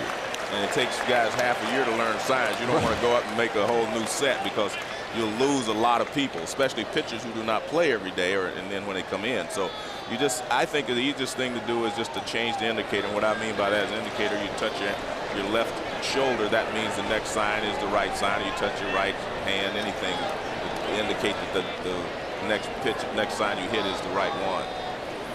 3-2 the count, and the bluff towards second. Nobody covering there. Church is back to the bag. You know, it's interesting. We saw Escobar missed what we thought was a hit and run. Well, maybe that was part of it. A new indicator. We saw Nate McLeod call time, go down to talk to the third base coach about what play they had on, because maybe they have changed it up a little bit. Guys want to be sure. 3-2, and another walk. And the bases are loaded with the red-hot Prado coming up. Chipper Jones and McCann behind him. And the Braves may well have visions of a big inning right here. Well, Escobar yesterday looking down, trying to get the sign, and then didn't swing on a hit and run. Diori Hernandez, pinch runner, gets thrown out. What was a hit and run? And Bobby Cox clearly upset in the dugout, saying, look, you got to swing the bat. Jerry Manuel making a move here with the bases loaded and nobody out. And this game may be in the balance right here in the 5th inning. Atlanta already leading 2-1. And Elmer Descends will be summoned from the Mets bullpen. Prado coming up. Chipper Jones right behind him. And we'll be right back.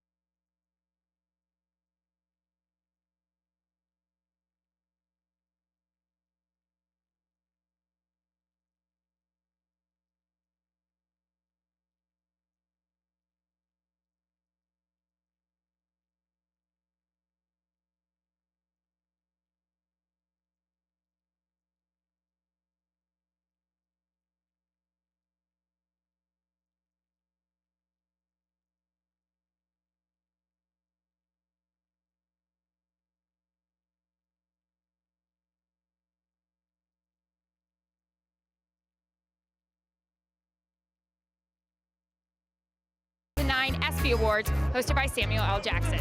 I'm out with the athletes. What better could I be doing? This is the ultimate reward right here tonight. Well, this is the closest I will ever get to a gold medal. Looking good. You're not going to want to miss it. And you saw Ari Gold there. Ari is my new agent, by the way. Is he? Oh, yeah. Right, good luck with that. I saw his show. So that's the guy I want for my new agent. You know, he is acting. You know that, right? No. Yeah. Well, then he's really good. Here is Martin Prado with the bases loaded. Elmer Descends into pitch in relief of Tim Redding, and the slider is down and away for ball one. Descends pitched 2 innings here on Friday night in a blowout. The Braves beat the Mets 11-0 here on Friday. And he inherits a bases loaded, none out scenario. Prado with Chipper Jones on deck. The middle infield double play depth. That's a base hit. Church is in to score. Vasquez will stop at third. 3-1 Atlanta. Not a surprise to Braves fans to see Prado do that. He has been stunningly hot. Yeah, but it becomes an easy pitch for him. It's a high, the pitch is up, and that's exactly where he wants it, and he rips it into the hole for a base hit. Now watch the location. It's up, and he just rips it into the hole for a base hit. David right in shallow, no chance to react. But they're only able to score 1 run because the ball is hit so sharply. And here is Chipper Jones. Chipper, by the way, although he doesn't have the big, amazing numbers as usual, is hitting .364 with runners in scoring position this year. And there's a slider off the inside for ball one from DeSenz. Well, Joe, tell me about the approach. Daniel Murphy earlier, we thought, got to go up the middle and away from the pitcher, but with bases loaded for Chipper, what's his approach? Well, I think Chipper's going to try to drive the ball to the outfield. I mean, your first priority should be to hit the ball to the outfield, but you have to decide whether you're going to try to pull the ball or go the other way. Vasquez, McLouth, and Prado, the base runners from third back to first. Now Chipper is ahead of the count, 2 balls and no strikes. Chipper Jones, he's hit 0 grand slams this year with 96 plate appearances with the bases loaded. But when you look at Chipper Jones, he's hit 20+ home runs for 14 years. Straight years, all 14 full seasons. Now, I mean, he has 10. He's going to have to hustle if he's going to make it this year. Call on that one. When you want to hit a ball, hit it to the outfield, drive something, get it in the air, are you looking for a certain pitch or are you looking for location? Well, if you're Chipper Jones, you're looking for a ball that you can get in the air, and he's a low ball hitter, so he can get the ball in the air. You just have to change your approach and make sure that you get the ball in the air. Good hitters can do that. I don't want to go as far as say hitting the bottom half of the ball because I don't believe in that. There it is. Got that one in the air to fairly deep left center. And Reed throws into third, but tagging from third and scoring is Vasquez. The other runners will hold. Sacrifice fly for Chipper Jones. It is 4-1 Atlanta. And you could see that he definitely was trying to elevate that ball, because the one thing you don't want to do if you're Chipper Jones, hit the ball on the ground because you're not running well. Watch, this pitch is down, but he goes underneath. See how he drops his back shoulder to make sure he gets that arc that's going to hit the ball in the air right there. He gets it in the air, and he gets the RBI that he's looking for. And, of course, the Mets needed that from Daniel Murphy in the first inning and couldn't get that. And the look from K-Zone was brought to you by Cabot Stains. So now you've got 2 lefties, McCann and Garrett Anderson. And Pat Mish, a left-hander, will come in with 2 men on and 1 man out, 2 runs in. And the Braves already leading 4-1. So Mish on his way in. We'll be back.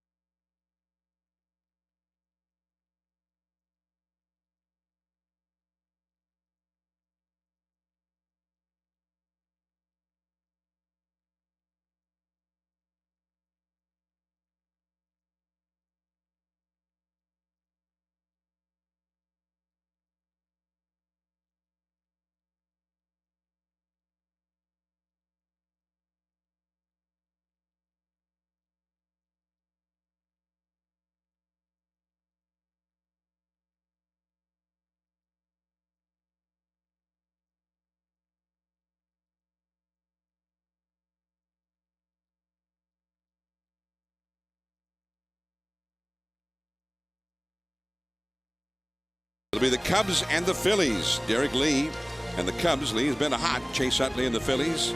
And the Phillies have won 8 in a row. 7 Eastern, presented by Holiday Inn. Wednesday night baseball, presented by Smirnoff Ice at 8 Eastern. Kevin Youkilis and the Boston Red Sox up against Michael Young and the Texas Rangers with that home run derby finalist, Nelson Cruz. ESPN News will be shown in Boston and Texas on Wednesday. Speaking of the home run derby, it hasn't seemed to hurt Prince Fielder. I mean, he's just as hot after the break as he was before the home run derby. You see, like guys who hit a lot of home runs in the derby, all messed up when they get back to the regular season. Here is Brian McCann against Pat Mish. The big curveball in there for a strike. That's one of the things that left-handers do not do enough of, in my opinion, is throw enough curveballs to left-handed hitters. They're used to seeing the hard slider and the fastball, but a lot of left-handed hitters have problems with the curveball because of the speed difference. And another curve, strike 2. Brian McCann facing Mish with Garrett Anderson, another left-handed hitter on deck. Mish, a former member of the San Francisco Giants. Giants let him go, and the Mets picked him up back in June. Now he's trying to keep the Mets in the game. Fastball is very high. I'll tell you what, a left-hander with a breaking ball, you're going to find a job if one team lets you go. And certainly for Mish, he's actually done a nice job for Jerry Manuel in his bullpen. And speaking of left-handers, B.J. Ryan, released from the Toronto Blue Jays. Chicago Cubs signed him, sent him to their spring training facility to try to rebuild some arm strength. Maybe be that second left-hander in their bullpen with Sean Marshall. That pitch was a waste pitch, John. I mean, it wasn't even a good, that was a waste of time pitch. I shouldn't even say a waste pitch. It wasn't close enough that he could chase it. And why wouldn't you throw him a breaking ball away? Maybe he'll chase that. So there's a difference between a waste pitch and a waste of time. Waste of time pitch. But then he gets the fastball. I just can't, I'll never understand this. The bases are loaded on that single by McCann. I'll never understand how you do that. They throw him 2 curveballs for strike 2, and then he doesn't see another curveball. I don't want, you've got to either bounce it, throw it out of the strike zone. First pitch curveball he takes, another curveball, he takes that one, and now you never throw him another curveball. Throw him another, you know, it just doesn't make any sense to me. And Brian McCann, good hitter that he is, hits it right back through the middle. Look from K-Zone, brought to you by Cabot Stains. Well, now here is a guy who's a left-handed hitter, but he hits lefties as if he's a right-handed hitter. Garrett Anderson. He's hitting .349 against left-handed pitching. First pitch, skies one. The runner at third is McLeod, but in very shallow left.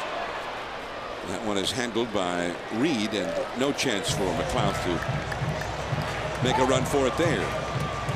So Garrett Anderson is gone just like that with the bases loaded. 2 down. But now the man who had knocked in 2 earlier runs is coming up. You know, Escobar. Escobar, back in the second inning, knocked in the first run of the night with this home run against Tim Redding out into left center. And then with a 1-1 score in the 4th inning and a runner at third, he broke his bat, but got a base hit nonetheless to knock in Garrett Anderson from third. That put the Mets ahead. Now he's got a chance to do even more serious damage. His team is leading 4-1 with the bases loaded. Escobar with his 2 hits, now hitting .302 for the year. The left-hander Mish in a lot of trouble. Curveball, that's a strike. Hitting over .420 with runners in scoring position as well. And Ramirez leading the world, hitting .450, but you know, Escobar hitting .420 with runners in scoring position. We talked Terry Pendleton, he talked about how he just turns it up a notch, a little bit more aggressive in these situations.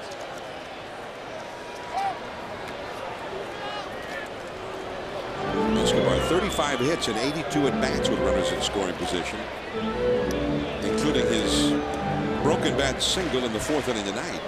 Even when the bat snaps in 2, he gets the hit. Yeah, you know you're going good when that's the case. So a conference out there. Schneider chatting with Mish for a moment. So here is Escobar with 3 men on, 2 men out. At third is McLeod, Prado at second, and McCann at first. And a foul. 0-2 the count.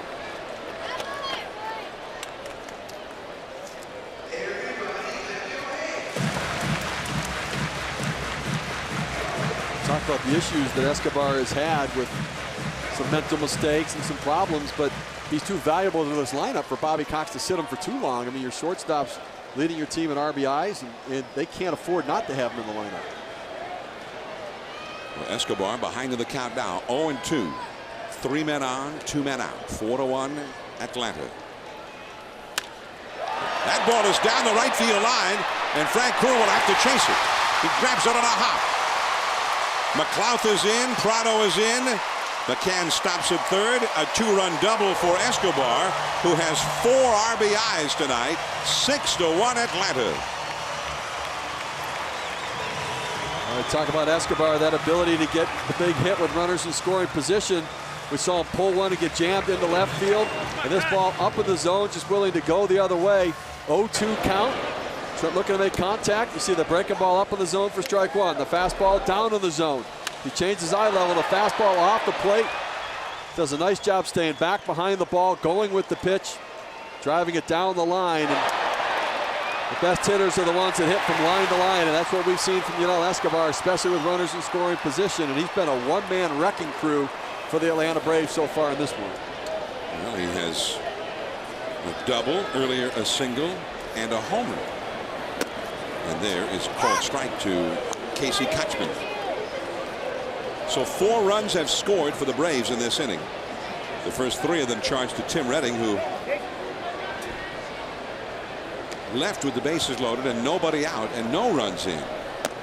And that curve misses for a ball. I'm John Miller with Joe Morgan and Steve Phillips. Sunday Night Baseball from Atlanta. The Braves and the Mets. The Braves, who won 2 out of the first 3 games in this post-All-Star break series, trying to make it 3 out of 4 tonight back of Javier Vasquez. And unlike most of Vasquez's starts this year, they have supported him with some rather ample offense. 6 runs on the board here in the 5th inning. A 6-1 lead. 4 of the runs coming in the 5th. And 4 of the 6 total have been driven in by Manuel Escobar. 6-1 the Braves leading the Mets here in the 5th inning. And a chance for even more as Kotchman has runners at second and third with 2 down against Pat Mish, the 3rd pitcher of the night for the Mets. The Mets, who have been stricken with injuries this year, had another injury tonight. Their starting pitcher Fernando Nieve, after pitching 1 shutout inning, had to leave the game with a strained right quad, which he hurt trying to leg out an infield hit in the 2nd inning. Tim Redding came in, went 3+ innings, ends up being charged with 4 runs, 3 earned. That's a base hit. Kotchman delivers. 1 run is in. Here comes a throw by Francoeur, and he got Escobar at the plate. Francoeur always among the leaders in the National League while with the Braves, and he showed why there. But 5 runs in the inning, and the Braves go down with a 7-1 lead. David Wright coming up in the 6th.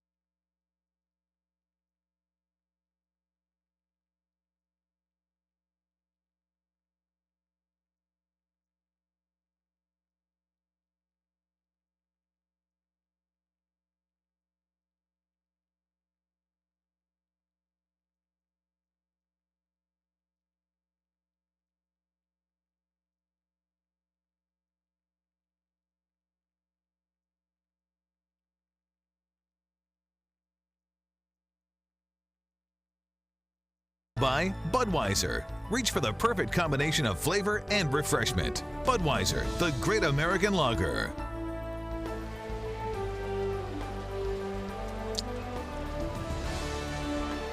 And the between innings race, everybody wants to have one now after the Milwaukee sausages sort of set the standard for the race. In Washington, where the Mets are going next, they have the president's race. I'm kind of partial to that one. With George Washington and Thomas Jefferson, Teddy Roosevelt, Abraham Lincoln, they all race, and it kind of adds a little class to the proceedings. David Wright, the hitter, was flied out deep to a little bit better than the one they had here tonight, I thought. David Wright is flied out deep to right and walked against Vasquez. And a foul out of play off to the right. 7-1 now. The Braves lead the Mets. With Jeff Francoeur, who threw out Escobar trying to score to end the Braves' 5th inning. And Francoeur has knocked in the only Mets run of the game. And a foul back to the screen. Still 0-2. I think Bobby Cox had a comment that I thought was perfectly said in regards to Jeff Francoeur. Francoeur hit a lot of home runs early on in his career, then stopped hitting them. And Bobby Cox said he started trying to hit them instead of just allowing them to be hit. And he thought that was part of the problem for Francoeur. Is David Wright goes down on strikes. And he has struck out a lot this year. And now Francoeur will come up. But you wonder sometimes, is David Wright trying to start hitting home runs that have not been there? Well, they're saying that he's kind of changed his approach because Citi Field is such a pitcher's ballpark. That curveball is hit high in the air along the left field line. Garrett Anderson. And that is out number 2. So Francoeur now 1 for 3. Right after the game, it'll be the 2009 ESPYs, hosted by Samuel L. Jackson. The World Series champion Phillies are up for the biggest award of the night. And Stevie Wonder presents the ESPY for Best Team. That'll be coming up right after the game. The great athletes and Hollywood all coming together at the 2009 ESPYs. Here's Jeremy Reed. Reed has struck out and grounded out. He is 0 for 2. The Connecticut women's basketball champions, the Lakers, won the NBA. North Carolina won the NCAA tournament. The Steelers, the Penguins, and they're all up for the ESPYs for Best Team. How do you compare a baseball team with a team from another sport? I don't know. I mean, I guess it's about balance and how you run through your league and the dominance of your performance. Probably popularity of the sport probably factors into the voting a little bit. And Steelers, I would suppose, would get a lot of votes from fans out there. So in Pennsylvania, who's going to get the most votes? That's right. The Phillies or the Steelers? 2-2 the count. Steelers. I'm betting Steelers between those two. And Javier Vasquez has the perfect inning after being staked to a big lead. 3 up, 3 down is really his easiest inning of the night.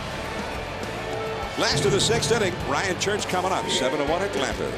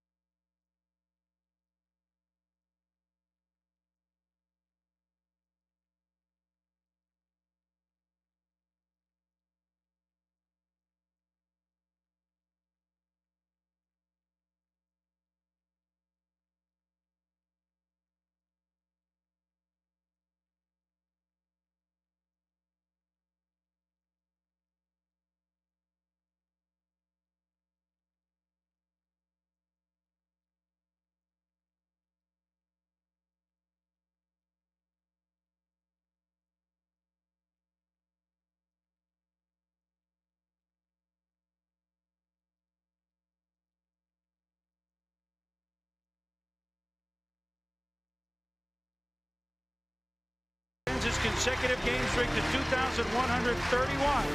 This game is now in the books. And let it be said that number 8, Ripken Jr. has reached the unreachable star.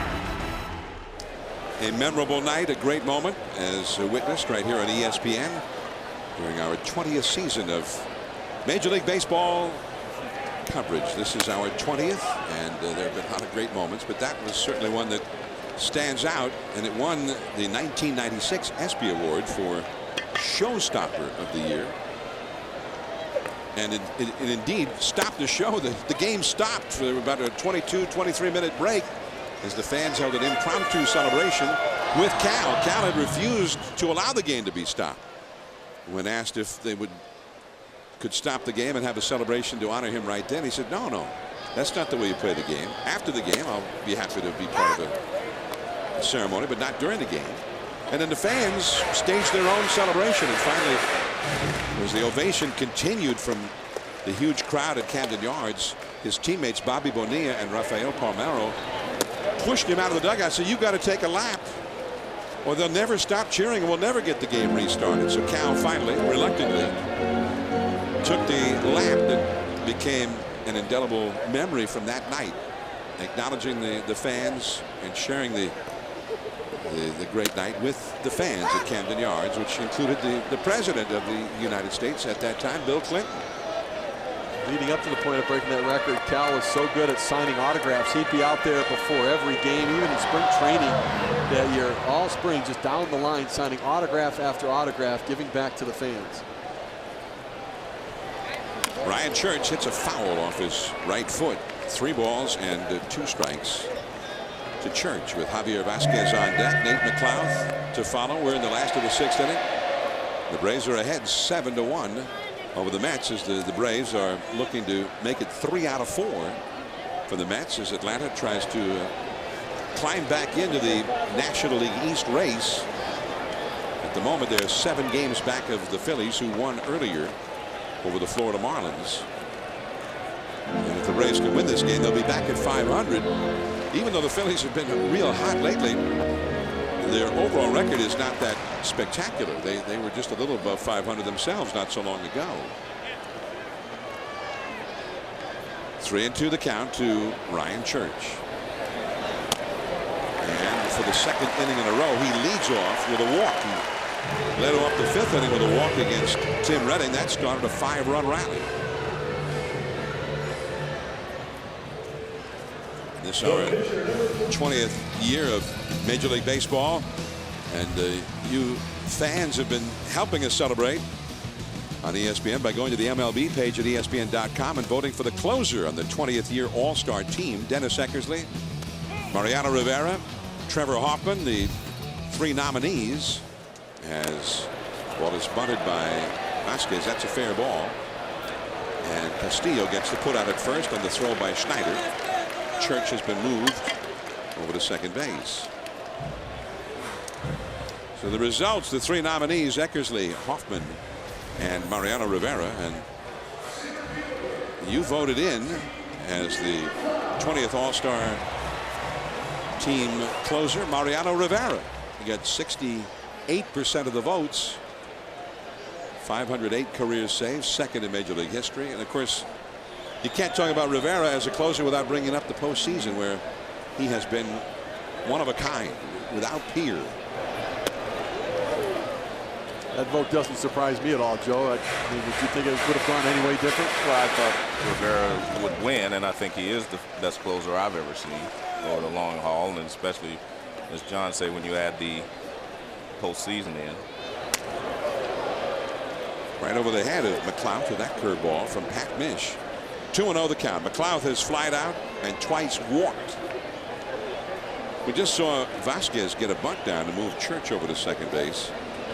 When he tried to get a bunt down in the 5th inning with Church at first, that was a big play in the inning, as Daniel Murphy tried to get the lead runner at second and would have gotten him, but the ball ended up being dropped by Alex Cora for an error. A huge play in the inning, where the pitcher trying to give you an out, and there's an out to be taken, but Cora could not hold on to the ball. He argued that he was trying to make the exchange, although television replays really did not support his argument. Yeah, it led to 4 unearned runs as well, so obviously a critical play. 5 runs in the inning, and only one of them scored as earned. Church at second here with 1 out. McLeod also walks for the 2nd inning in a row. So Pat Mish is struggling here against left-handed hitters. And Martin Prado is coming up. This is that big play back in the 5th inning which really opened the gates for the big inning. With Church at first. You see it comes up, throwing it to Cora at second base. He catches it in the web of his glove, and he's looking to transfer it. And I know he's making the argument, but he didn't even touch it to go in to pull it out of his glove. It kind of flipped out of the glove by itself, and Randy Marsh, fine second base umpire, hears nothing of the argument. I guess he heard the argument, but he wasn't buying the argument. Well, as you mentioned, Joe, we've seen that on a similar call, ruled an out. The umpire feeling that, well, he reached to the glove and was trying to make the exchange. And you'd like to see them just do away with that. If the guy doesn't hold the ball, just say it's an error and he's drop safe. the ball. Yeah, I mean, I don't think you should have to put that on the onus on the umpire to make that call. Because, like you said, you've seen it where they would have called that out. I've seen that called an out before. Here is Martin Prado. A strike call on the outside from Mish with a changeup. Prado is 1 for 3. He knocked in the first of those 5 runs in the 5th inning with a single to right. Church at second, McLeod at first, both reaching on walks. Caught for a double play. Daniel Murphy with the headlong dive turns that one into an inning-ending double play. Nicely done. On to the 7th inning. 7-1 Atlanta.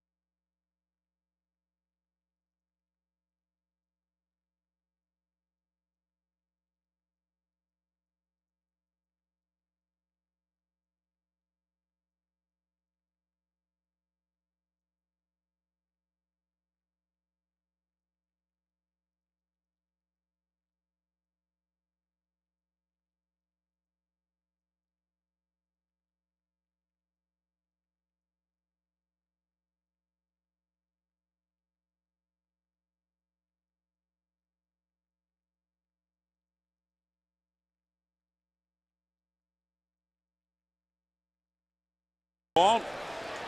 And the Braves fans enjoying this one. The Braves lead the Mets 7-1 as we head to the 7th inning. I'm John Miller with Joe Morgan and Steve Phillips.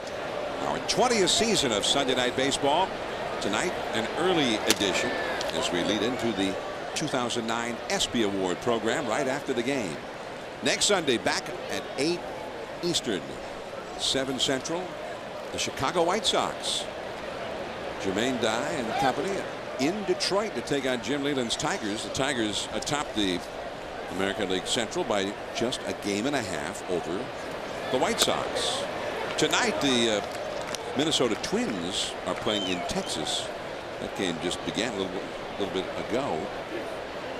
And the Twins are just a half game back, or were at the start of the day, just a half game back of the White Sox in the Central Division of the American League. Javier Vasquez, a former member of the White Sox, and he's pitched so well. You wonder, how did the White Sox let him go? What was the deal that was so compelling that they said, okay, send him away? Well, last year Ozzie Guillen actually called Vasquez out a little bit about his inability to pitch and win in big games. And you know, he called him out before a start. Vasquez went out, did not pitch very well, and I think it ended up putting more pressure on a guy that maybe if pressure is an issue, that made it more difficult to perform. But I think they got to the point they felt he was expendable. Here is Prado, and he throws out Alex Cora, one away. You know, beauty's in the eye of the beholder, and the Atlanta Braves celebrated getting a guy that could take the ball every fifth day. He's in 15 of his 18 starts coming into play today. He had gone 6+ innings, and you know, he's bounced around a little bit, but he continues to take the ball and has had a lot of success this year. He's pitched very, very well, and they've wasted some of those quality outings, but they backed him up with some run support in this one, and he's hoping that will continue. He averaged less than 2 runs of support in his last 7 starts. But despite the excellent pitching, he's number 2 in the league in strikeouts, number 7 in the league in earned run average, below 3.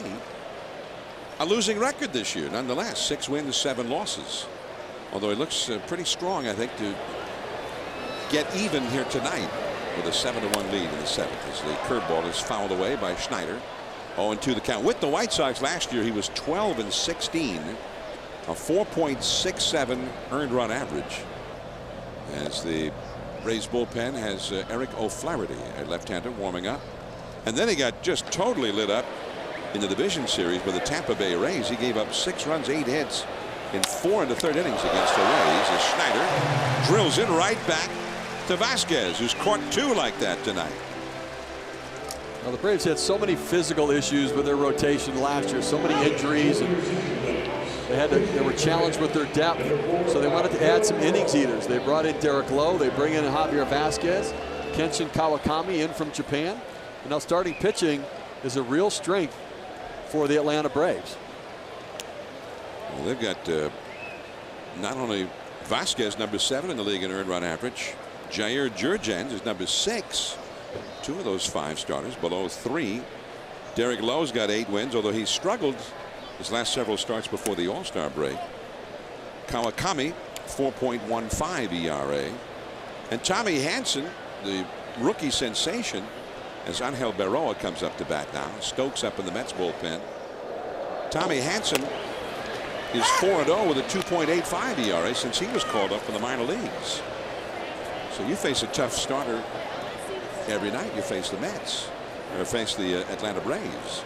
The Mets, it's been a different story. They have not been scoring, and their pitching has been real spotty as well. 1-2 the count to Angel Berroa, pinch hitting for Pat Bish. I think when you look at the Mets, they need starting pitching. They're ranked 12th in starting pitching ERA. They need bullpen. They're ranked 12th in bullpen ERA. And they need offense. And if you have needs in all those areas, you're not really a playoff contending team. And you would not see anything to dispute that from what the Mets have shown tonight. They are trailing 7-1. Last of the 7th coming up.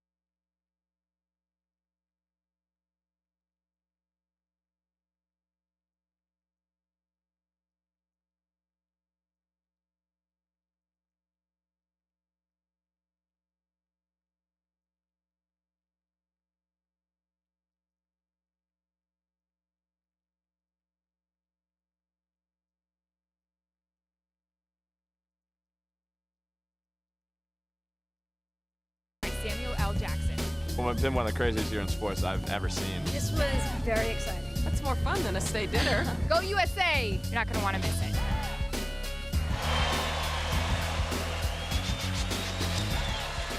And this is ESPN Sunday Night Baseball presented by Taco Bell. I'm John Miller with Joe Morgan, Steve Phillips. And right after the ball game, we will take you to the 2009 ESPYs. 7-1 Atlanta leading the Mets. The Braves will move into second place in the National League East ahead of Florida with a win. They've got the San Francisco Giants who lead the wild card division in the National League coming in for a 4-game set starting tomorrow night. As the new pitcher for the Mets, Brian Stokes, misses with ball 1 to Chipper Jones. So Stokes in to face Chipper, who has walked, grounded out, and hit a sacrifice fly. Fastball off the inside, and it is 2-0. Stokes is the 5th pitcher of the game for the Mets. John, I mentioned that Chipper Jones has a .310 lifetime batting average as a switch hitter. Only Frankie Frisch has a higher average of .316. Castillo just got Chipper Jones. I mean, that's a better average than Pete Rose, Mickey Mantle, some of the great switch hitters, even Eddie Murray. Is there any doubt in your mind he's a Hall of Famer, Chipper Jones? I think he's had a great career. I'm not going to speak on those things, but I mean, if I was voting, yes, but I'm not voting. I don't vote either, but I think he's a Hall of Famer. Yeah. I mean, 400 plus home runs. You have to look at his body of work. You can't, I mean, he's done just tremendous things here. And even when the team was pitching, that was all about their winning Cy Young Awards. He was overshadowed a little bit because he didn't have the humongous numbers. He was just consistent each and every year. Brian McCann at the plate, 1 for 3 in the game.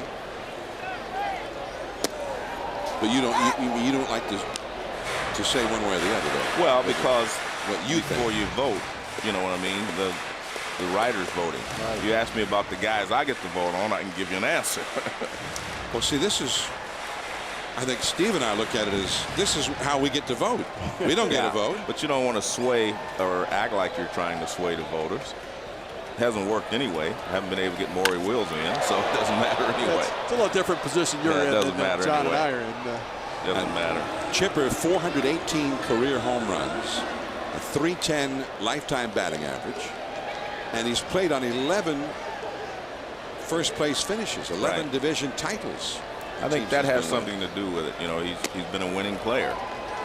Babe Ruth is the only other player in Major League history who played for at least 10 first place teams, hit 400 or more homers, and had a career average above 300. And he's in the Hall of Fame. Did he make it? I think he did. But I mean, Chipper's also the only switch hitter to have a lifetime 300 average and hit over 300 home runs. I mean, he's done some amazing things. But again, you got Glavine winning Cy Youngs. You had, Maddox winning Cy Young, Smoltz. So it was a little bit, he was overshadowed a little bit. Well, 4 years from now and 5 years from now, we're going to have some very interesting classes that could potentially be going into the Hall of Fame. And Chipper has had a sensational career, although he's had a lot of injury problems in the last 5 or 6 seasons. Well, I think that is probably going to keep him from getting 500 home runs, the injuries over the last 5 years. McCann flies out to Jeremy Reed. McCann is now 1 for 4. 2 down, and Garrett Anderson will come up. Chipper signed to a contract extension earlier this year, so a guy that seems will finish his career in a Braves uniform. You think about all of the production offensively, well, all of his production has come for one manager, and that's Bobby Cox. And I think that's another issue for this Braves franchise, is how much longer does their skipper want to continue? Chipper has had 9 years where he had over 100 RBIs.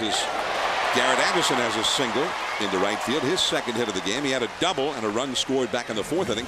That was the hit that set up the go-ahead run for Atlanta. When Garrett hit that double into the right field corner, he ended up at third on what was scored as an error against Francoeur. And then he was knocked in by Escobar. That gave Atlanta a 2-1 lead in the 4th. And here is Escobar. He has a single, a double, a homer, 4 runs batted in. And this is a good triples ballpark. The gaps are so deep. I remember Fred Lynn needed a triple late in the game at Fenway Park to hit for the cycle, and he hit one off the center field wall and he laid it into a triple. And I asked him if he knew that going into that at bat, and he said, oh yeah. In fact, I had already decided before I even hit the ball, wherever I hit it, I was not stopping until I got to third. Run until they take you out, right? But the triple is the most rare of all the forms of hits. And Escobar does not have blazing speed. He takes up an in for ball one from Stokes. Escobar has one triple this year. But nobody in the Braves hits many triples. Nobody has more than 2 triples for Atlanta this year.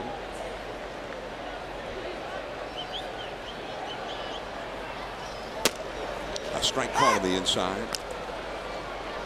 1 ball and 1 strike to Manuel Escobar with a chance to hit for the cycle. You saw Mark Kotsay now with the Red Sox, the last Brave to hit for the cycle. It is more of a curiosity than anything else. So you can have a much better day than hitting for the cycle. Yeah, you take 2 home runs instead of that triple. So if he hits the homer right here, that'd be better than a cycle, but it wouldn't get as much conversation as a cycle. He hits into a force play, and the inning is over. On to the 8th inning, top of the order for the Mets, and they are down 7-1.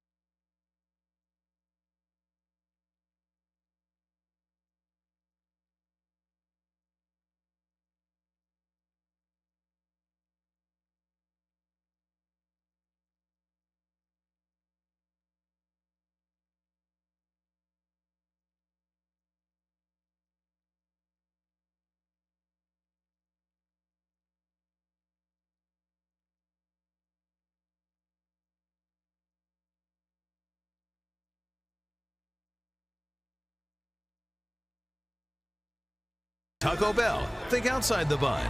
And in part by Lincoln, reach higher. I'm John Miller with Joe Morgan and Steve Phillips. We are in Atlanta. Very nice crowd on a beautiful night in Atlanta. Not hot, not humid, just practically perfect in every way. And if you're a Braves fan, that also includes the game itself. The Braves are leading 7-1. And here is Mike Gonzalez on in relief of Javier Vasquez, who went 7 innings, allowed 1 run and 6 hits. And Gonzalez delivers ball 1 to Angel Pagan, the leadoff man for the Mets. Now Gonzalez has sort of an interesting way to get his delivery started, as you may have noticed. There is Martin Prado, and Pagan is 1 for 4. Gonzalez had the Tommy John surgery at the end of May of 2007 and did not pitch again in the big leagues until mid-June of last year. Acquired from the Pirates, and he was the closer for a time this year, but he's had some problems lately. He also had a little problem in his left forearm, his pitching arm, that Caused Bobby Cox not to use him the last 3 days, or for 3 days anyway, but he's back down. But look how he gets this windup started.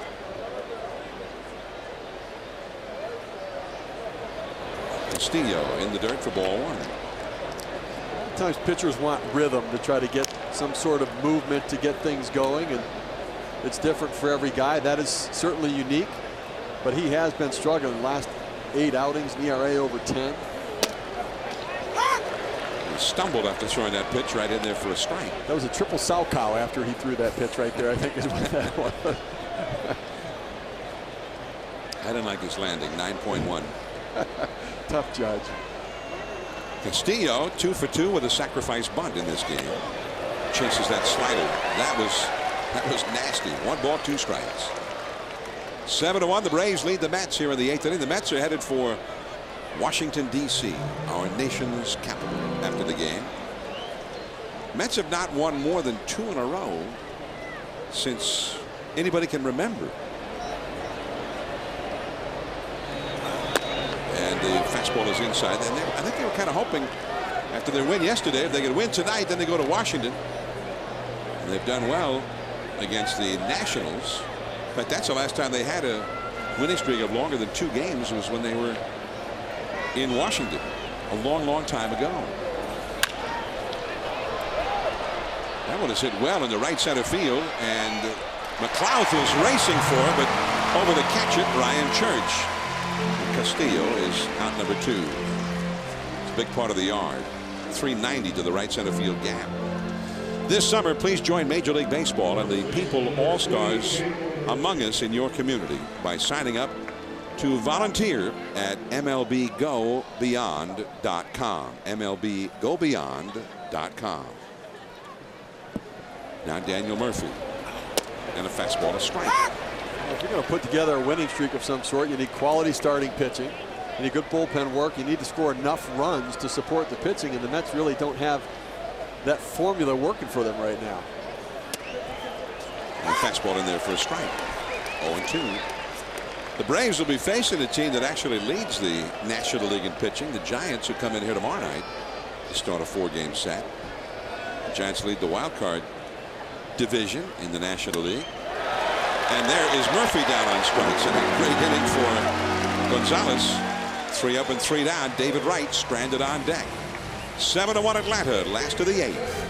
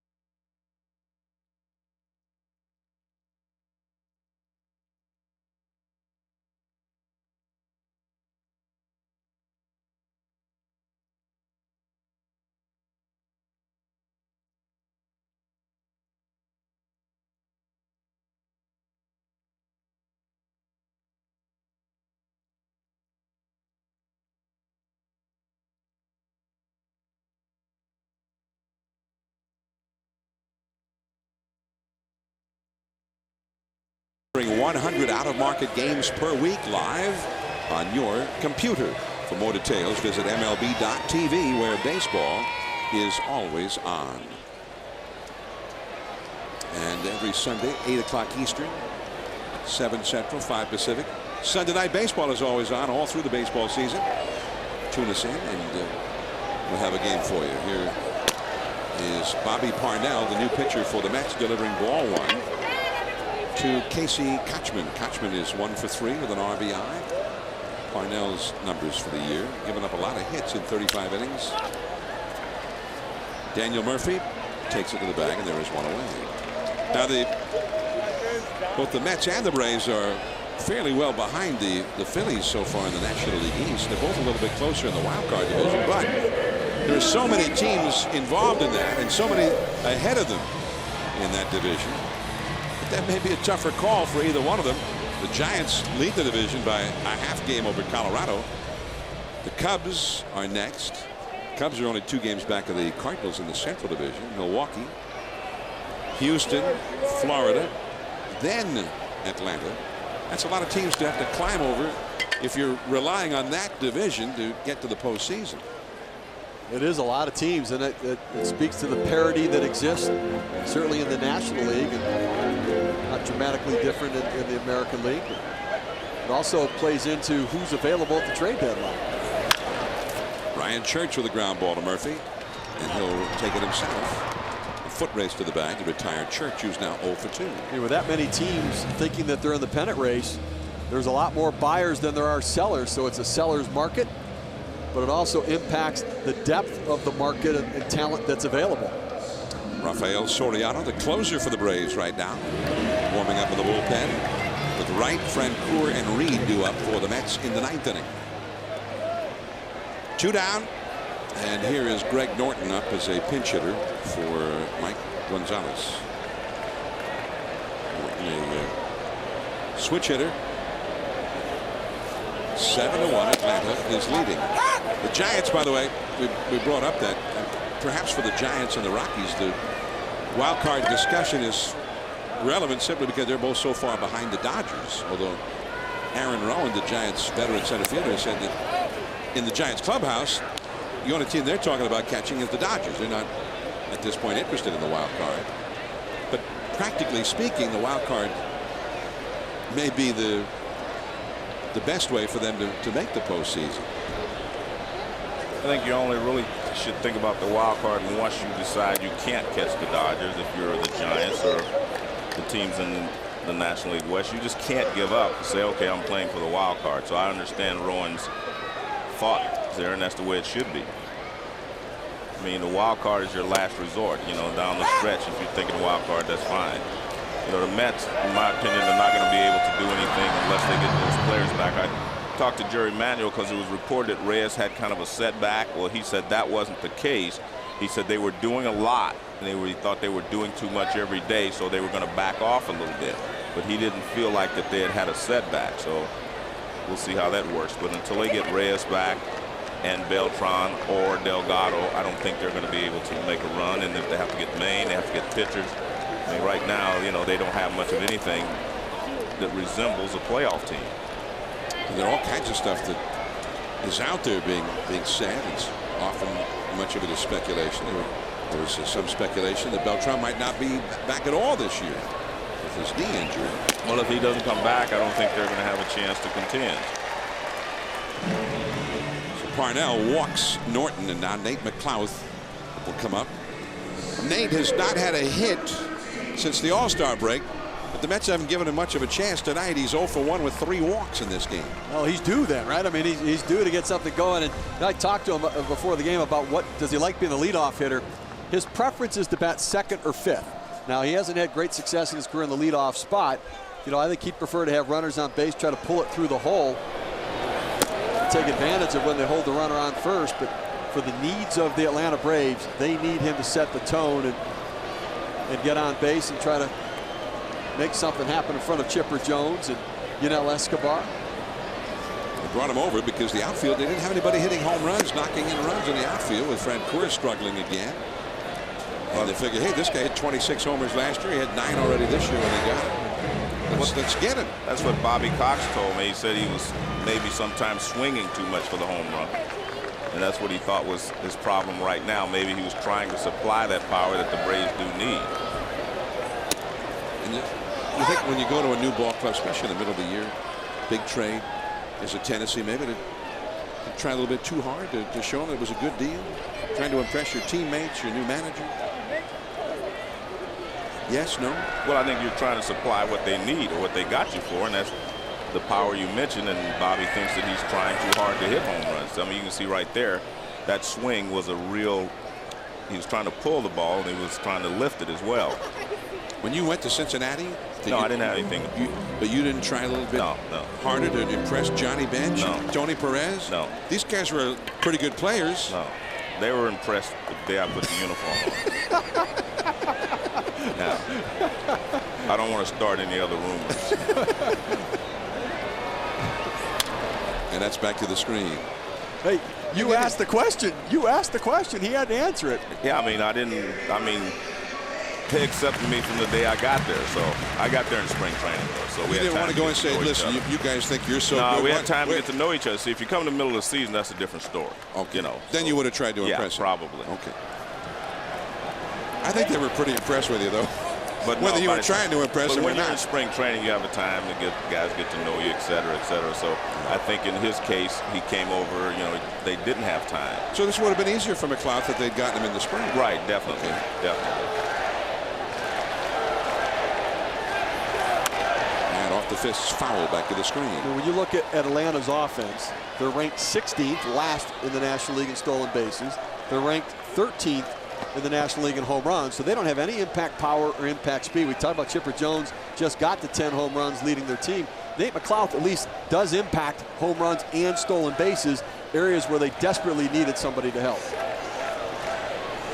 I think a lot of people around baseball were shocked when Frank Wren, the Atlanta general manager, pulled off that trade. I think it caught a lot of people by surprise. I heard a lot of people around the game saying, where did that come from?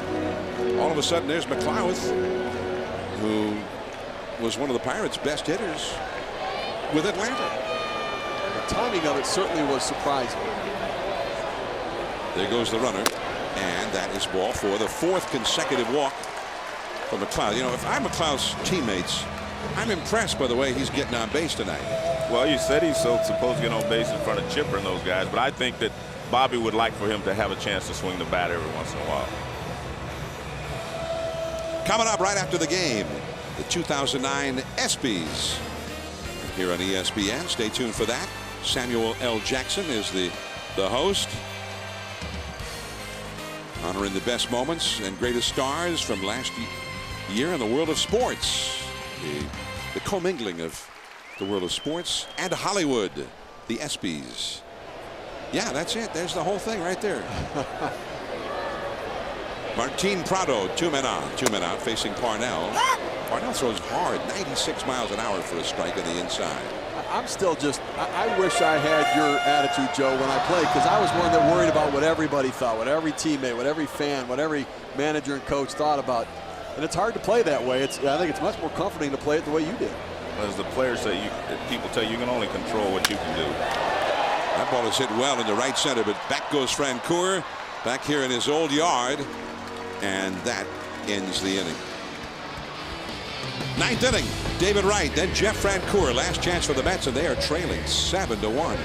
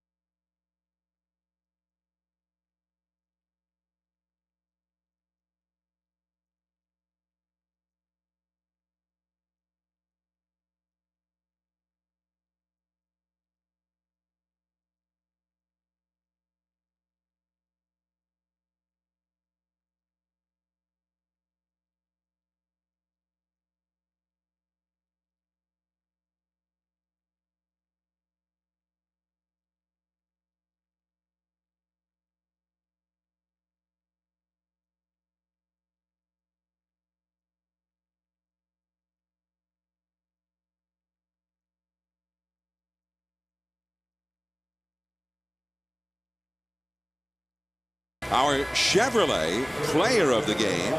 This was a unanimous vote, by the way, here in the booth. Although Steve Phillips voted twice because he's trying a little extra hard in his first year at Sunday Night Baseball. But Manuel Escobar won. And why not? A homer, 4 runs batted in, his second 4 RBI game in his young career, 3 for 4 overall. Chevrolet is proud to recognize today's best and tomorrow's future, supporting youth baseball nationwide. Congratulations to Manuel Escobar. And here is Rafael Soriano. David Wright into right center. There is McLeod, and David Wright is 0 for 3 with a walk. And one last chance now for Jeff Francoeur here in Atlanta. Well, I think it's interesting that Manuel Escobar is the player of the game because of what happened yesterday, missing the sign and not swinging on a hit and run and getting a lot of bad publicity around here the last day or so. And the fact that Bobby Cox, as we talked about, went out of his way to make sure that, you know, Escobar knew he wasn't angry at him. I think that really helps a young player, well, not a young player, but it helps a player that has had a bad game or a bad week, so to speak. But this guy can play. I mean, I really love to watch him play shortstop. And like I say, he leads the team in RBIs. He's a good hitter. He's hitting over 300. I don't know what else you can ask from a young player. Especially doing all of that heavy offense while playing a key skill position, shortstop, and playing it well. Francoeur with a 1-strike count. He has knocked in the Mets' only run tonight with a single to right back in the 3rd. That tied the game at that time. Chases that cutter or hard slider. That's a pretty tough pitch from Soriano. The count is 0-2. Jeremy Reed on deck. Well, the Braves, with this win, will have taken 3 out of 4 from the Mets to get started in the second half. They have a lot of games left within their division. Of all the teams in the National League East, they've got more games against those teams than any of the others. Well, they got 9 games left with the Phillies, so they have a chance to make some hay there. And they're 7-2 against the Phillies this year. It's a chance to do it head-to-head. They've got 9 left with Washington. That one is into deep center field. McLeod still going back, right near the wall. Francoeur gave that one a pretty good ride, but it stayed in the yard. 2 down. That was the other thing that Bobby Cox said about McLeod. He can run the ball down. He said he can really go from right center to left center. The other thing those standings showed is with a loss tonight, the New York Mets would fall 10 games behind the Phillies in the loss column. 10 games behind with about 2 weeks before the trade deadline. You look a lot more like a seller than a buyer with those standings. Yeah, that's for sure. At third base, Chipper Jones, and the Braves have won it. The Braves move ahead of Florida